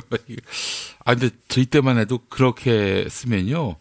매를 맞았습니다. 김PD는 많이 맞았을 것 같아요. 아유, 어마어마하게 맞았죠. 정말 저는 그 학교 다니면서 공부한 기억보다 매 맞은 기억밖에 없는 것 같아요. 얼마나 매를 많이 맞았는지. 그 훌륭한 사람들이 다 획일적인 교육에 가능한 사람들인 경우가 많죠. 예. 그 매들이 예. 오늘의 김PD를 있게 한 것 같습니다. 그렇게 생각하셔야죠, 뭐. 예, 예. 알겠습니다. 이 소설이 너무 길었습니다. 네. 그래서 어수선한 시간이지만 그 깊어가는 가을 생각하면서 몇 편 읽어드리겠습니다. 예. 가만히 제가 읽어드리는 거 감상만 하시면 될 것 같습니다. 뭐 어떤 의미를 발견하고 그런 것보다는 그냥 이 계절에 어울리는 시들이구나 이 정도 느낌만 있어도 대단히 의미가 있지 않을까 싶어요. 예. 처음 고른 시편은 가을 모과입니다. 이파리가 늘 다 떨어지고 모과만 대롱대롱 이태롭게 걸려 있죠. 무게가 꽤 크잖아요, 열매가. 예, 예. 가을 모과를 보면서 시인이 어떤 상상을 하고 생각을 하는지 함께 보겠습니다. 예. 울퉁불퉁한 가을 모과 하나를 보았지요. 내가 꼭 모과 같았지요. 나는 보자기를 풀듯 울퉁불퉁한 모과를 풀어보았지요. 시큼하고 떫고 단 모과 향기. 별과 바람과 서리와 달빛이 조각향기. 볕은 둥글고 바람은 모나고 서리는 조급하고 달빛은 냉정하고 이 천들을 잇대서 짠 보자기 모과.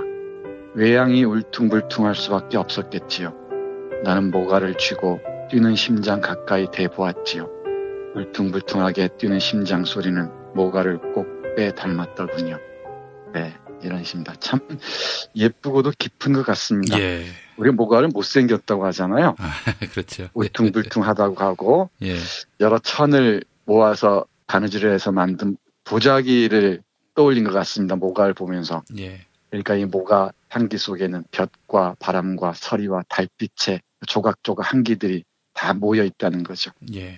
그러다 보니까 외양이 울퉁불퉁할 수밖에 없었겠고, 그것도 가만히 모가를 심장 가까이 대 보니까 심장 뛰는 소리도 모가처럼 울퉁불퉁하게 뛰고 설레고 그랬다는 것 같습니다. 예. 모가를 보면서 또 모가를 따서 모가차 한 잔으로 우리에게 다가올 때 그 향기를 담기 위해서 얼마나 많은 세월이 시간이 필요했는지 상상할 수 있을 것 같습니다. 그게 가을이 우리에게 준 깊은 의미가 아닌가 싶기도 하고요. 예. 우리 김 PD를 감동하게 했으면 제가 성공한 건데. 예. 큰 감동을 받았습니다. 모가의 향기 좋습니다. 그리고 제가 오늘 이 시집을 고른 이유는 지금 소개해드릴 시 때문인데요. 예. 그 아무것도 없는 11월이라는 시입니다. 예. 이 시의 한 구절, 지금은 이슬의 시간이 서리의 시간으로 옮아가는 때, 요 구절에 반했습니다. 예. 시를 읽다 보면은 전체가 감동적일 때도 있지만 한 구절이 오랫동안 여운으로 울릴 때가 있잖아요. 예. 이 시가 그런 것 같습니다. 이슬의 시간이 서리의 시간을 옮아가는 때 우리는 지금 무슨 생각하고 있을까? 또 달력을 보면 한 장밖에 남아있지 않잖아요. 이 한 장 남은 그 달력들이 내가 지나온 시간들을 또 어떻게 짤 수 있을까? 이런 생각을 합니다. 한번 읽어보겠습니다. 높고 선 잎잎이 차가운 기운뿐. 저녁 지나 나는 밤의 잎에 앉아 있었고 나의 11월은 그 아무것도 없는 초라한 무덤에 불과하고 오로지 풀벌레 소리여 여러 번 말해다오 실 잦는 이의 마음이 지금은 이슬의 시간이 서리의 시간으로 옮아가는 때 지금은 아직 이 세계가 큰 풀잎 한 장의 탄력에 앉아있는데 내 낫잎의 몸에서 붉은 실을 뽑아 풀벌레여 나를 다시 짜다오 너에게는 단 한 타래의 실을 옮겨감을 시간만 남아있느니 네 이렇게 끝납니다. 예. 풀벌레에게 호소를 합니다. 나를 다시 한번 짜다오 너에게는 한 타래 남은 실을 옮겨감을 시간 한 달쯤은 남아있다는 얘기겠죠. 예.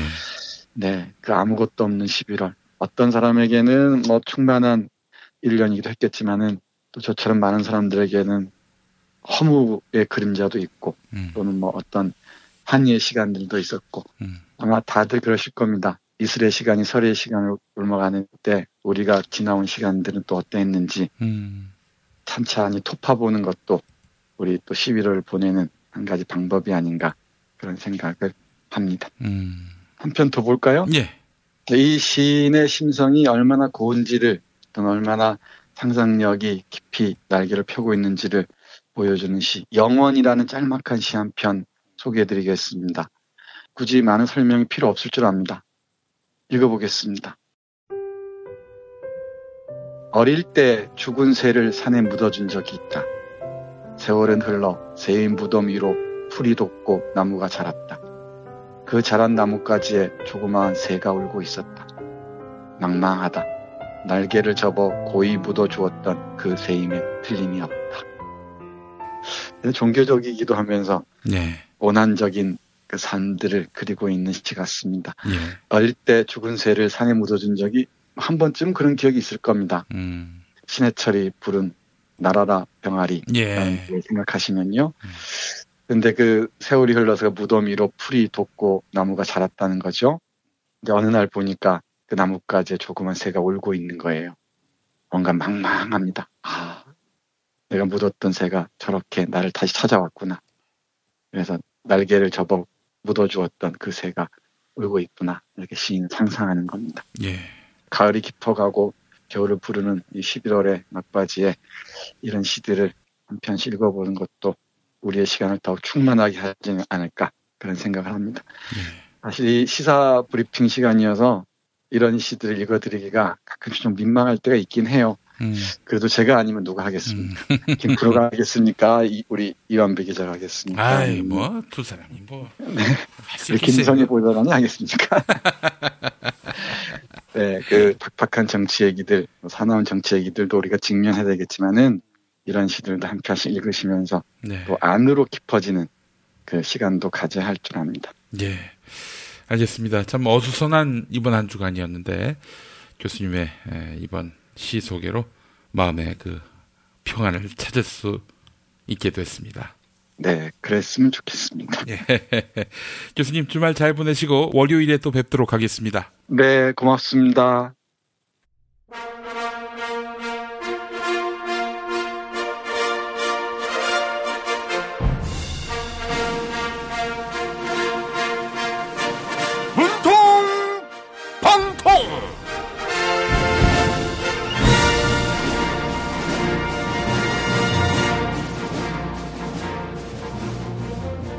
네, 오늘도 문과 안 나오셨습니다. 대통령 문재인입니다. 큰 지진으로 피해를 입은 포항과 인근 지역 주민들 위로의 말씀을 드립니다. 그리고 다치신 분들의 쾌유를 기원드립니다. 저는 가장 심각한 피해를 입은 포항 흥해읍 주민 긴급 대피소를 방문했습니다. 그런데 언론이 또 저를 주목했습니다.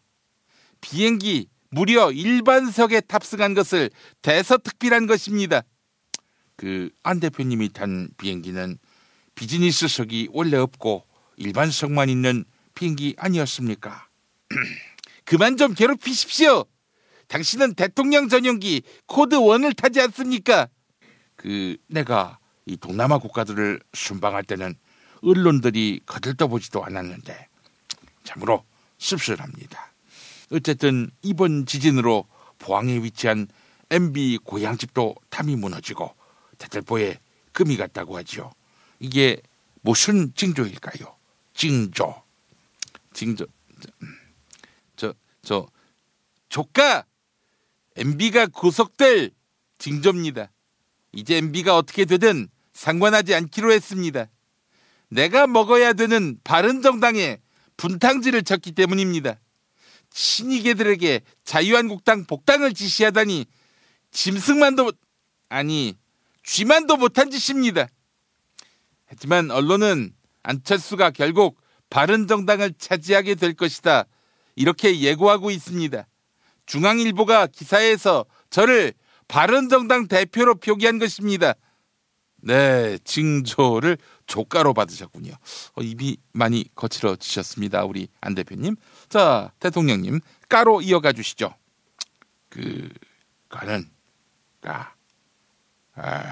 까막눈. 그런데 포항까지 다녀온 안 대표님은 원전 위험성에 대한 경각심 못 느끼셨습니까? 탈원전 정책을 왜 자꾸 비판하는 것입니까?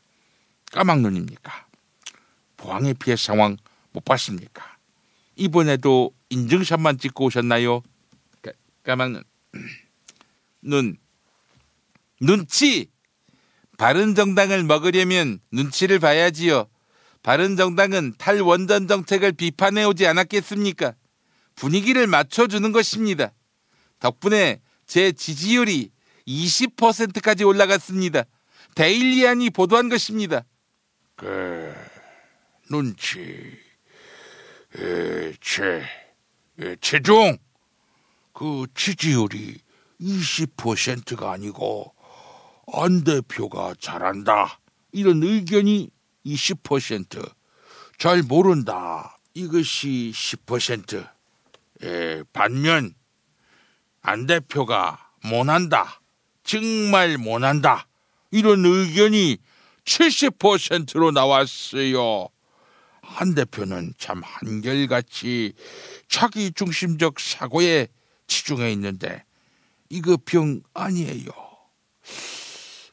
몸이 허해서 자꾸 헛게 보이는 모양인데 알싸한 홍어가 몸에 그래 좋답니다. 맛은 더 좋고 단계별 숙성으로 다양하게 부담 없이 즐길 수 있어요.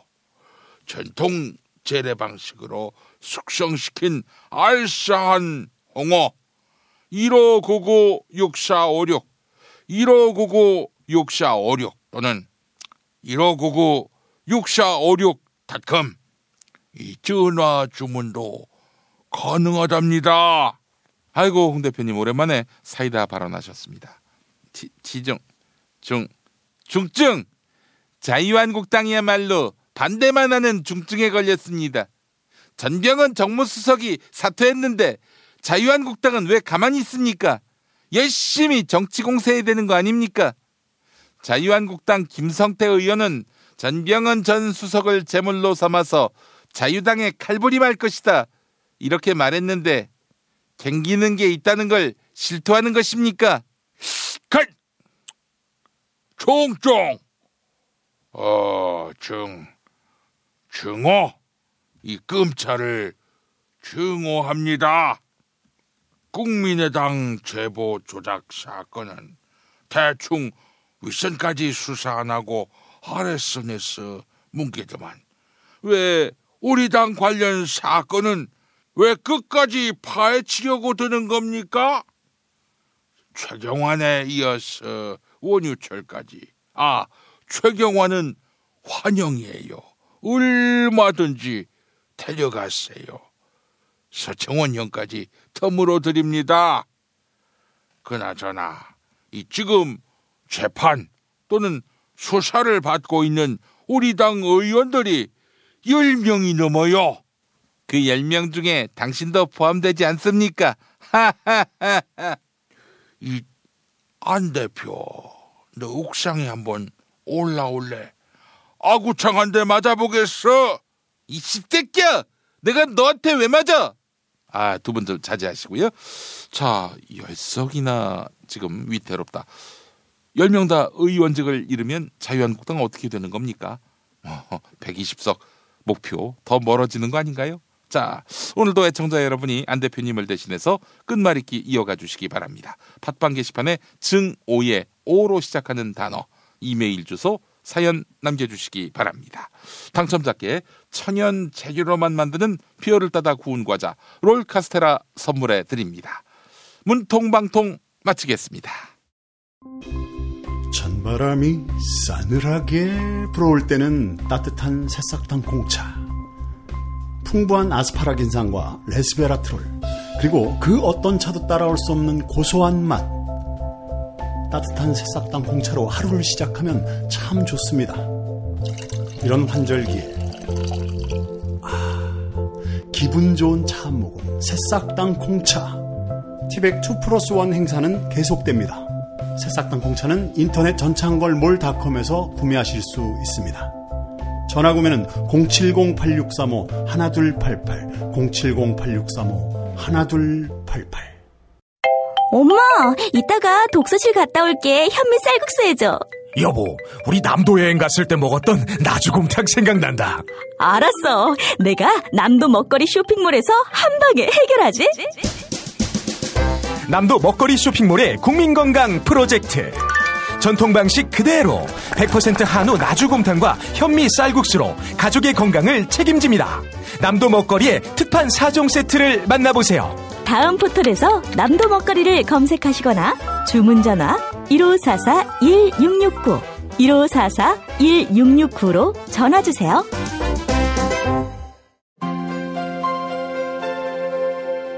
이준호동 희망센터 이사 권영국 변호사입니다. 이준호동 희망센터는 동남아시아 저개발 국가의 이주노동자들과 함께하고 있습니다. 시골 오지 마을에 학교를 만들고 마을 주민들이 공동체를 이루어 운영하도록 돕습니다. 포털 검색창이나 페이스북에서 이주노동 희망센터를 검색하시어 후원회원이 되어주세요. 노동 존중 생산과 소비를 통한 사회연대를 추구하는 문자당이 함께합니다. 답은 이미 정해져 있으니 너는 대답만 해라고 하는 답정모. 아닌데. 답은 정치인데 너만 몰라. 이건데.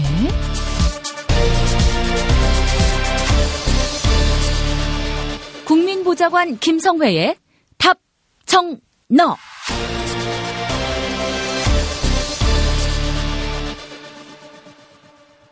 더불어민주당 손혜원 의원실 김성회 보좌관 만나겠습니다. 김 보좌관님. 네, 안녕하세요. 네. 제가 너무 일찍 녹음을 해가지고 포항에서 지진이 난 줄도 모르고 녹음을 마쳤네요. 네, 조금 늦게 했으면 또 우리 문재인 대통령과 김부겸 장관과 김상곤 장관의 또 아름다운 스토리에 대해 말씀드릴 기회가 있었을 텐데요. 네. 근데 뭐 의도를 갖고 대통령을 홍보해야겠다. 그러지 않아도 충분히 아주 높은 점수를 줘야 할 대응이었던 것 같습니다. 예, 수능이라는 것이 사실 학생들 간의 경쟁을 부추기는 자리잖아요. 등수를 먹이고 서로를 경쟁자로 놓고 다투는 경기인데 한 3,000명 정도 되는 소수의 수험생들을 위해서 60만 명에게 기다려달라고 말한 것, 그리고 그 60만 명이 그것을 인내하고 일주일 기다리게 되는 것, 전 학생들이 뭐 조금 불편함은 있을지 모르지만 정말 큰 공부가 됐을 것이라 생각하고요. 사회 자체가 부족한 사람들, 늦은 사람들, 모자란 사람들을 함께 생각하면서 한 발씩 나아가는 그런 방향으로 자리를 잡았다는 점에서 정말 감동적인 그런 결정이었던 것 같습니다. 며칠 전에 김성회 보좌관께서 문재인 대통령이 적폐 청산을 하고 있기 때문에 높은 지지율이 유지되고 있다, 이런 말씀을 하셨지 않습니까? 네네. 그 맥락인 것 같습니다. 대통령에 대한 높은 신뢰는 적폐 청산에서 기인한 것이고, 또 더 깊이 들어가 보면은 결국 지난 무책임한 정권과는 다른 정권이 되겠다는 그런 약속 아니겠어요? 적폐 청산이? 예, 적폐 청산이라는 것이 뭐 과거 정권에 뭘 한 사람에 대해서 복수를 하는 것이 아니고 우리나라 사회에 만연해 있던 부조리, 그리고 관행, 관례, 불법 이런 것들을 뿌리 뽑고 공정한 사회 안에서, 공정한 룰 안에서 서로 경쟁하고 서로 돈 벌고 서로 일하고 서로 행복하게 살 수 있도록 만들어가는 과정이라고 보여지고요. 네. 정리란 문건을 쭉 한번 요번 들춰봤는데 이제 국정감사 끝난 지는 좀 됐습니다만 이걸 읽고 있으니까 참 언론에서 다루기 힘들 만큼 많은 적폐들이 산적해 있었고 아직도 예, 그것들을 해결하는 과정을 아직도 밟고 있다는 것을 좀 확인하고 나니까 쉴 틈이 없겠더라고요. 대통령도 그렇고 저희 더불어민주당도 그렇고 이 문제만큼은 좀 다 짚고 조금 전에 말씀드린 대로 관례와 불법을 다 벗어던지고 이제 좀 정정당당하게 정상적으로 나가는 사회로 갈 수 있도록 더 노력해야겠다는 생각이 들었습니다. 5년 내내 적폐 청산만 해도 시간이 다 갈 것 같아요. 예, 이건 뭐 체질 개선에 어쩔 수 없는 과정이라고 보고요. 중간에 고통도 있고 부작용도 있고 하겠지만 저항도 있을 것이고요. 예, 저항 분명히 있을 것입니다. 이 1년의 과정을 통해서 체질을 개선하는 것이 미래를 위해서, 우리 자신을 위해서, 우리 자손을 위해서 꼭 필요한 일이 아닌가 그런 생각을 해봅니다. 예, 그래요. 하나하나 한번 짚어보죠. 예, 뭐 너무 많아서 다 할 수 없고 좀 쭉쭉 훑어가면서 간단하게 좀 말씀드려보겠는데요. 예. 법제사법위원회에서 뭐 지적했던 거 잘 아시는 검찰권의 남용과 오용, 검찰의 정치 검찰화 이런 것들은 다 아실 거고요. 군사이버사령부의 정치 개입도 다 아시는 얘기고, 저한테 재밌었던 건 이제 그 제2롯데월드 인허가 관련돼서 의혹들인데, 뭐 다 아시는 얘기겠지만 제2롯데월드 건설 관련해서 공군이 기존에는 10도 변경안을 가지고 있었는데 그것을 공군에서는 검토하지 않았던 3도 변경안으로 전격 제시해서 1.2조에서 1.8조의 비용을 절감시켜줬다는 거죠. 예. 그리고 그 군용기가 제2롯데월드와 충돌을 하면 건물 내부에 발생한 손해를 공군이 부담하도록 합의를 했고, 이게 우리나라 안보를 따진다는 사람들의 방식이 이런 거예요. 그다음에 국방 중기 계획에 반영된 적이 없는 공중 통제 공격기, 기지 졸속 이전도 다 합의를 해줘버린 거죠. 그래서 롯데에게 제2롯데월드를 승인할 수 있도록 만반의 준비를 해줬다는 거 저희가 들춰볼 수 있었고요. 예. 이 문제에 대해서 그래도 감사원 감사를 포함해서 좀 더 강도 높은 수사가 이어져야 할 것이라고 보고요. 안전행정위원회 거기서는 민주당 도청 사건 다 생각이 나실 거예요. 민주당 대표실 도청을 한 사건이 벌어졌었는데 5개월간 수사를 하고 나서 증거 불충분을 이유로 혐의 없음을 했죠. 검찰에 성질돼서 이제 사건이 마무리됐는데 이것도 들여다보니까 청와대 홍보수석실이 도청 의혹 사건을 무혐의 처리하라고 지시를 했다는 거예요. 그러니까 이 청와대 홍보수석실의 말을까지 들어가면서 경찰이 왔다 갔다 했다는 거, 당시 수사를 맡은 담당자들, 조현호 경찰청장, 이성규 서울경찰청장들은 이 사건 이후에 승승장구했죠. 예. 이런 사건들부터 시작해서 뭐 정말 끝도 없는데요. 그다음에 또 박근혜 청와대 기록물 무단 폐기한 것도 보면 이것도 엄청납니다. 대통령 기록관에 요청해서 받은 자료를 확인해 보니까요. 박근혜 대통령 기록물 생산 통보 현황 및 이관 현황이 지금 보니까 최소 수만 건의 미이관 자료들이 발생하고 훼손됐다는 거, 이것만 봐도 박근혜 정부가 얼마나 급하게 도망을 갔는지를 저희가 좀 여실히 들여다볼 수 있었고요. 그다음 외교통일위원회 같은 경우는 한일 위안부 협정도 이것도 국정감사 내내 뭐 워낙 많은 뉴스들이 벌어져서 저한테만 새로운 얘기인지 모르겠지만 2015년 한일 양국이 합의한 한일 위안부 합의와 과정을 쭉 파악해 보니까요.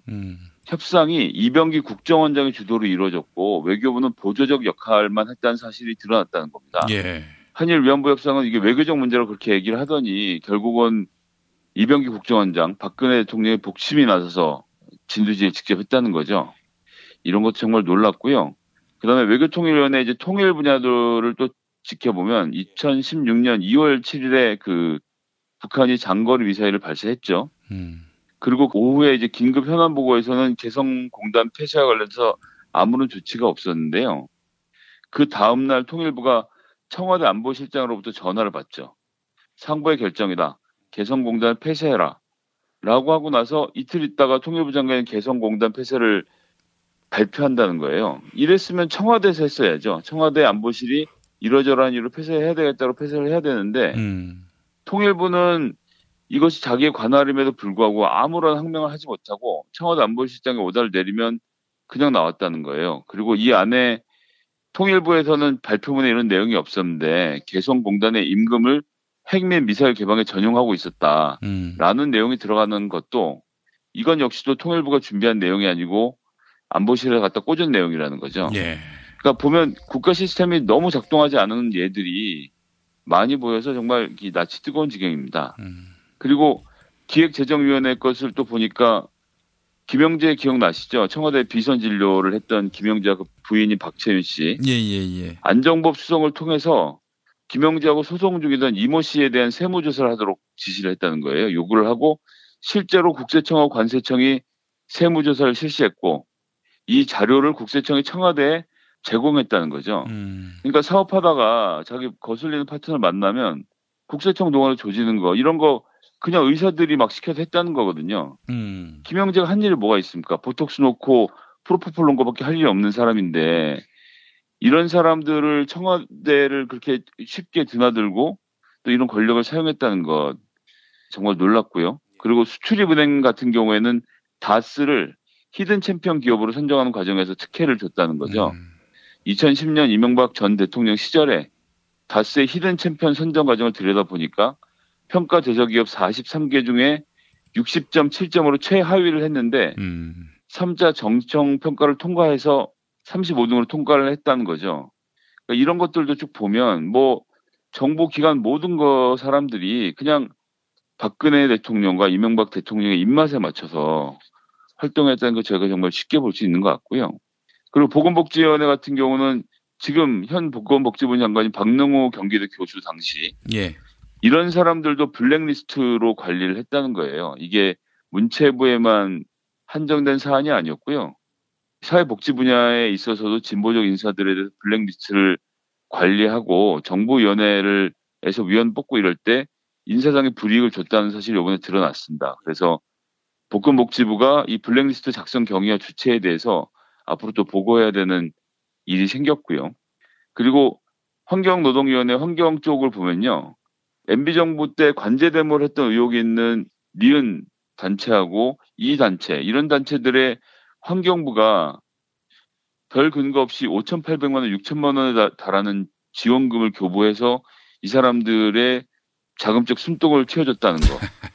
뭐 이제 끝도 없습니다. 끝도. 그리고 뭐 이제 좀만 더 그만 더 읽어드리기도 지치는데 저도 교육문화체육관광위원회 저희 소속인데 우수 문학도서를 보급하려는 사업을 하고 있는데 이 사업을 좌파 문학 집단을 규정을 해서 이걸 또 딴 쪽으로 옮겼다는 거고요. 또 모태펀드 같은 경우에도 모태펀드라는 것이 이제 정부가 몇백억의 자금을 만들어서 영화에 지원을 하는 거예요. 근데 이 모태펀드가 중요한 이유는 모태펀드에서 지원을 받았다 그러면 다른 펀드들이 여기 딱 달라붙어서 돈을 지원하는 경우가 많았거든요.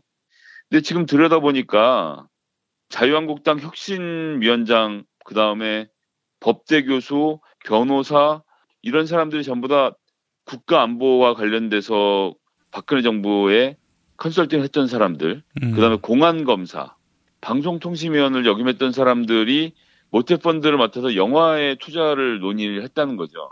말도 안 되는 얘기거든요. 이런 사건들부터 시작해서 뭐 이루 말로 할 수 없을 만큼 많은. 그다음에 이제 국정원이 이것은 이제 과학기술방송정보통신위원회에서 나왔던 얘기인데요. 이탈리아 감청 프로그램 기억나실 것입니다. 그 RCS라고 해서 우리 핸드폰을 국정원에서 들춰보려고 했던 것. 이걸 할 때 국정원이 혼자 한 게 아니라 한국전자통신연구원. 여기에 이제 부설로 있는 국가보안기술연구소가 이 RCS 도입을 하는데 또 국정원을 도와서 일을 했다는 거거든요. 이거 뭐 이루 말로 할 수 없는 수많은 적폐들이 작년에 저희가 그렇게 많이 들춰냈음에도 불구하고 아직도 현존한다는 것을 보여줬고요. 그것은 이명박 박근혜 정부 9년 동안 공무원들이 그리고 또 청와대가 어떤 식으로 적폐를 저질러 왔는지를 한 번 더 확인할 수 있는 계기가 됐던 것 같고요. 최근에 이명박 대통령 측근이 그런 얘기를 했죠. 대통령이 일일이 결제에 다 했으면 결제한 것마다 전부 다 처벌을 받아야 되느냐. 이명박은 대상이 아니다 이런 얘기를 하고 담당 공무원은 아니 청와대 시킨데 어떻게 안 하느냐. 나는 죄가 없다. 이런 얘기를 하고 있습니다. 그래서 죄는 분명히 존재하고 그것으로 인해서 우리 국민들이 엄청난 피해를 봤음에도 불구하고 이 실무자는 실무를 담당했다는 이유로 빠져나가려고 하고 시킨 사람은 나한테 보고 안 하고 한 일이라고 해서 빠져나가려고 하는 것을 지금 여러분들이 보고 계시는 거거든요. 그래서 전 이번 기회에 반드시 실무자를 포함해서 그 지시한 사람까지 전원을 색출해서 처벌해야 한다고 생각합니다. 이것을 무슨 과거 정권에 대한 보복 행위로 보시면 안 되고요. 공무원들도 뭐 이제 조선일보 등에서는 그런 얘기 하는 거 아닙니까? 이래서 어디 무서워서 일을 할 수가 있겠냐라는 한탄이 나온다라는 기사들 많이 접하실 텐데요. 예. 이게 그렇지가 않습니다. 이번에 실무자들 처벌하면 처벌당한 실무자들이 억울한 마음 있을 수 있습니다. 하지만 잘 돌이켜 보시면요. 그 실무자들은 그 상급자가 시켰던 그런 말도 안 되는 일들을 하고 난 다음에 전부 다 어떻게 했습니까?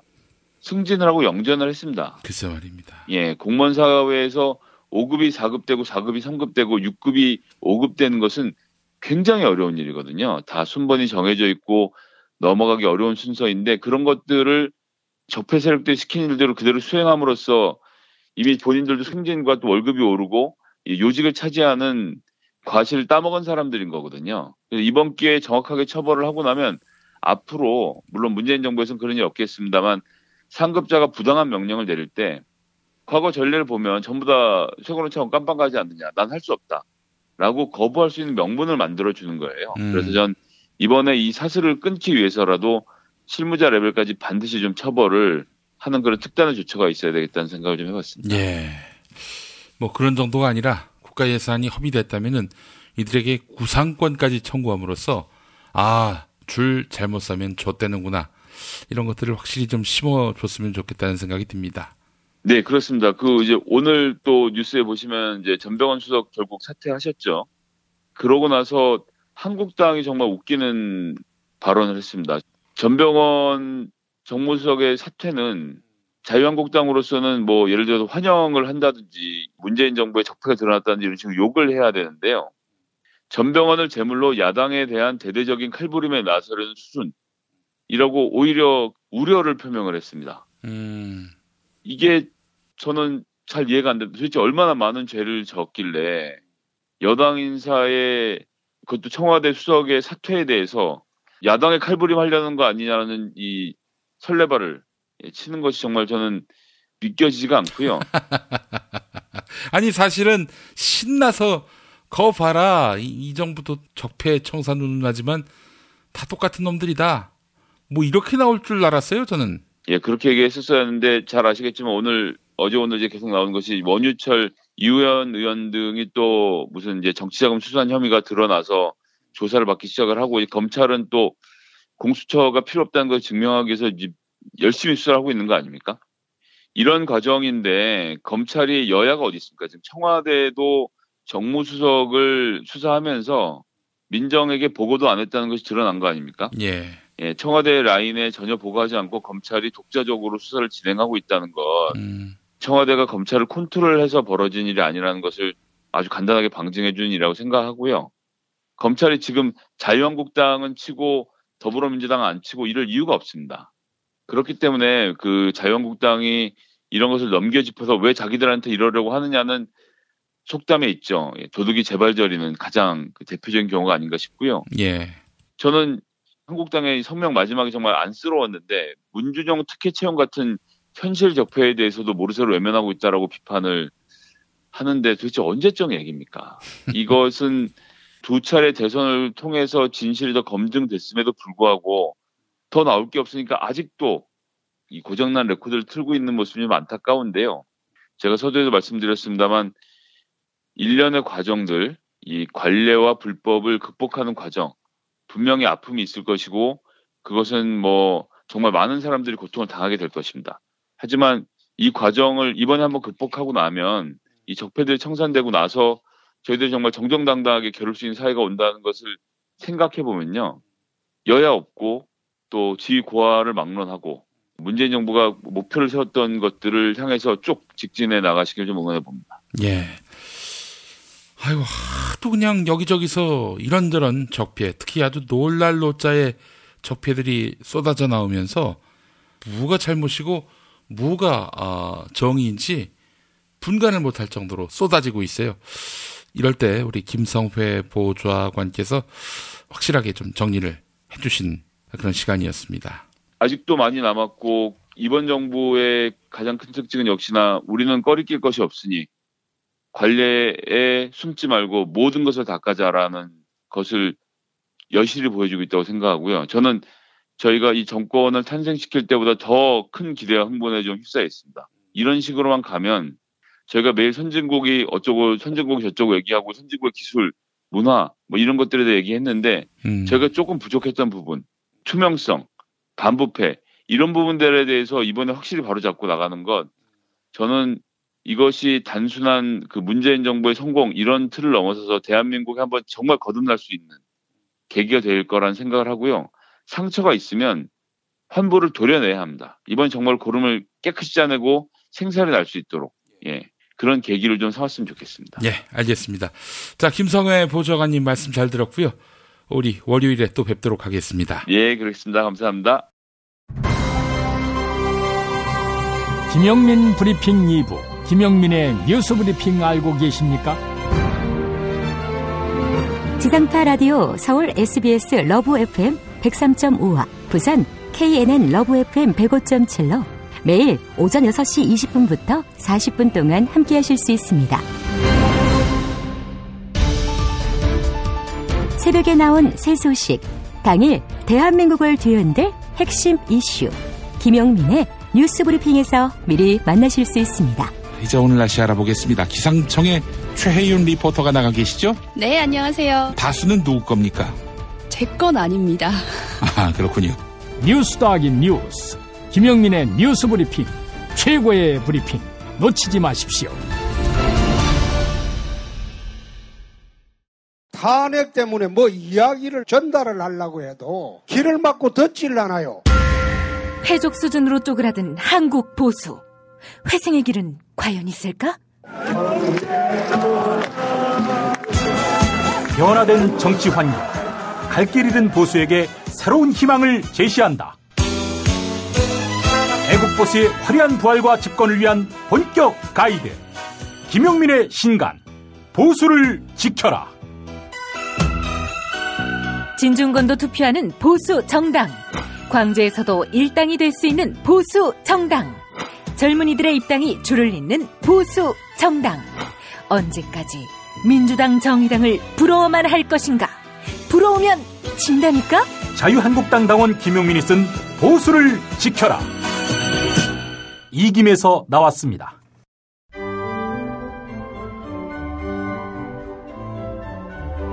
백여 년 전통의 오스트리아 파이프 오르간 제조 명가 리거샤가 심혈을 기울여 만든 한신대학교 신학대학원 파이프 오르간. 한신대 신학대학원에서는 2017 파이프 오르간 정기 연주회를 매주 월요일과 금요일 진행합니다. 세계적인 파이프 오르가니스트의 연주로 아름다운 클래식과 거룩한 교회 음악이 어우러지는 감동의 무대. 11월 27일까지 매주 월요일 낮 12시 30분과 12월 1일까지 매주 금요일 저녁 6시에 서울 강북구 인수공로 159 한신대학교 신학대학원 예배당으로 여러분을 초대합니다. 입장료는 없습니다.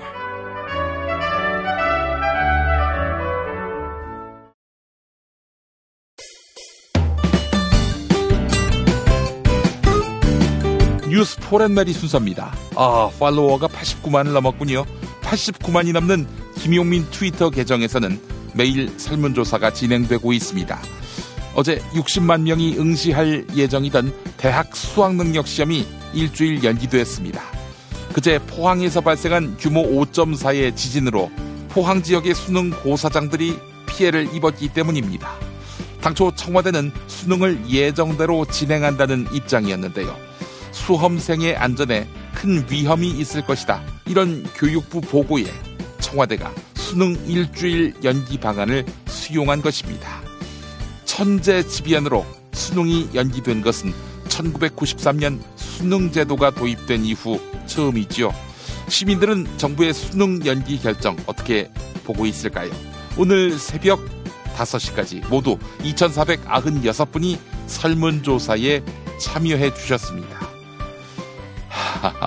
99% 고육지책이지만 이해한다. 이런 입장이었습니다. 졸속 행정으로서 이해하지 못하겠다. 이런 의견은 단 1%로 나타났습니다. 트위터를 통해서 의견 남겨주신 분들 만나볼까요? 어용시민을 꿈꾸며님, 세월호를 기억합니다. 아이들의 생명과 안전보다 더 소중한 것이 있을까요? 훌륭한 결정이었다고 생각합니다. 라고 하셨고, 왜 안 돼 흥님, 무엇보다 중요한 것은 안전입니다. 당연히 연기해야지요. 네, 설문조사에 참여해 주신 여러분 감사의 말씀을 전합니다.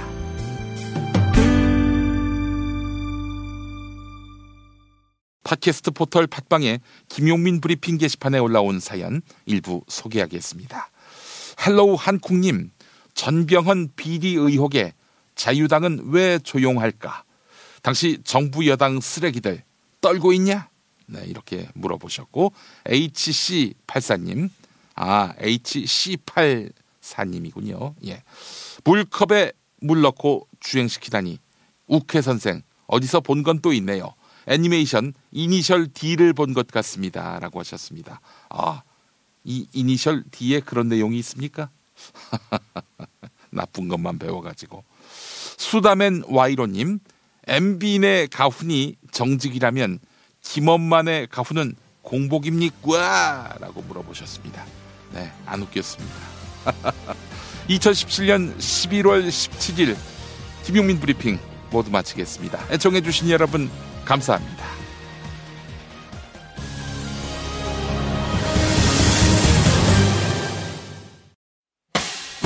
김용민 브리핑과 함께한 시간 어떠셨어요? 다음 시간에도 보다 바르고 알차며 즐거운 정보로 여러분을 찾아가겠습니다. 팟캐스트 포털 팟빵에서 다운로드하기, 구독하기, 별점 주기, 댓글 달기로 응원해주세요. 잊지 마세요. 다운로드하기, 구독하기, 별점 주기, 댓글 달기.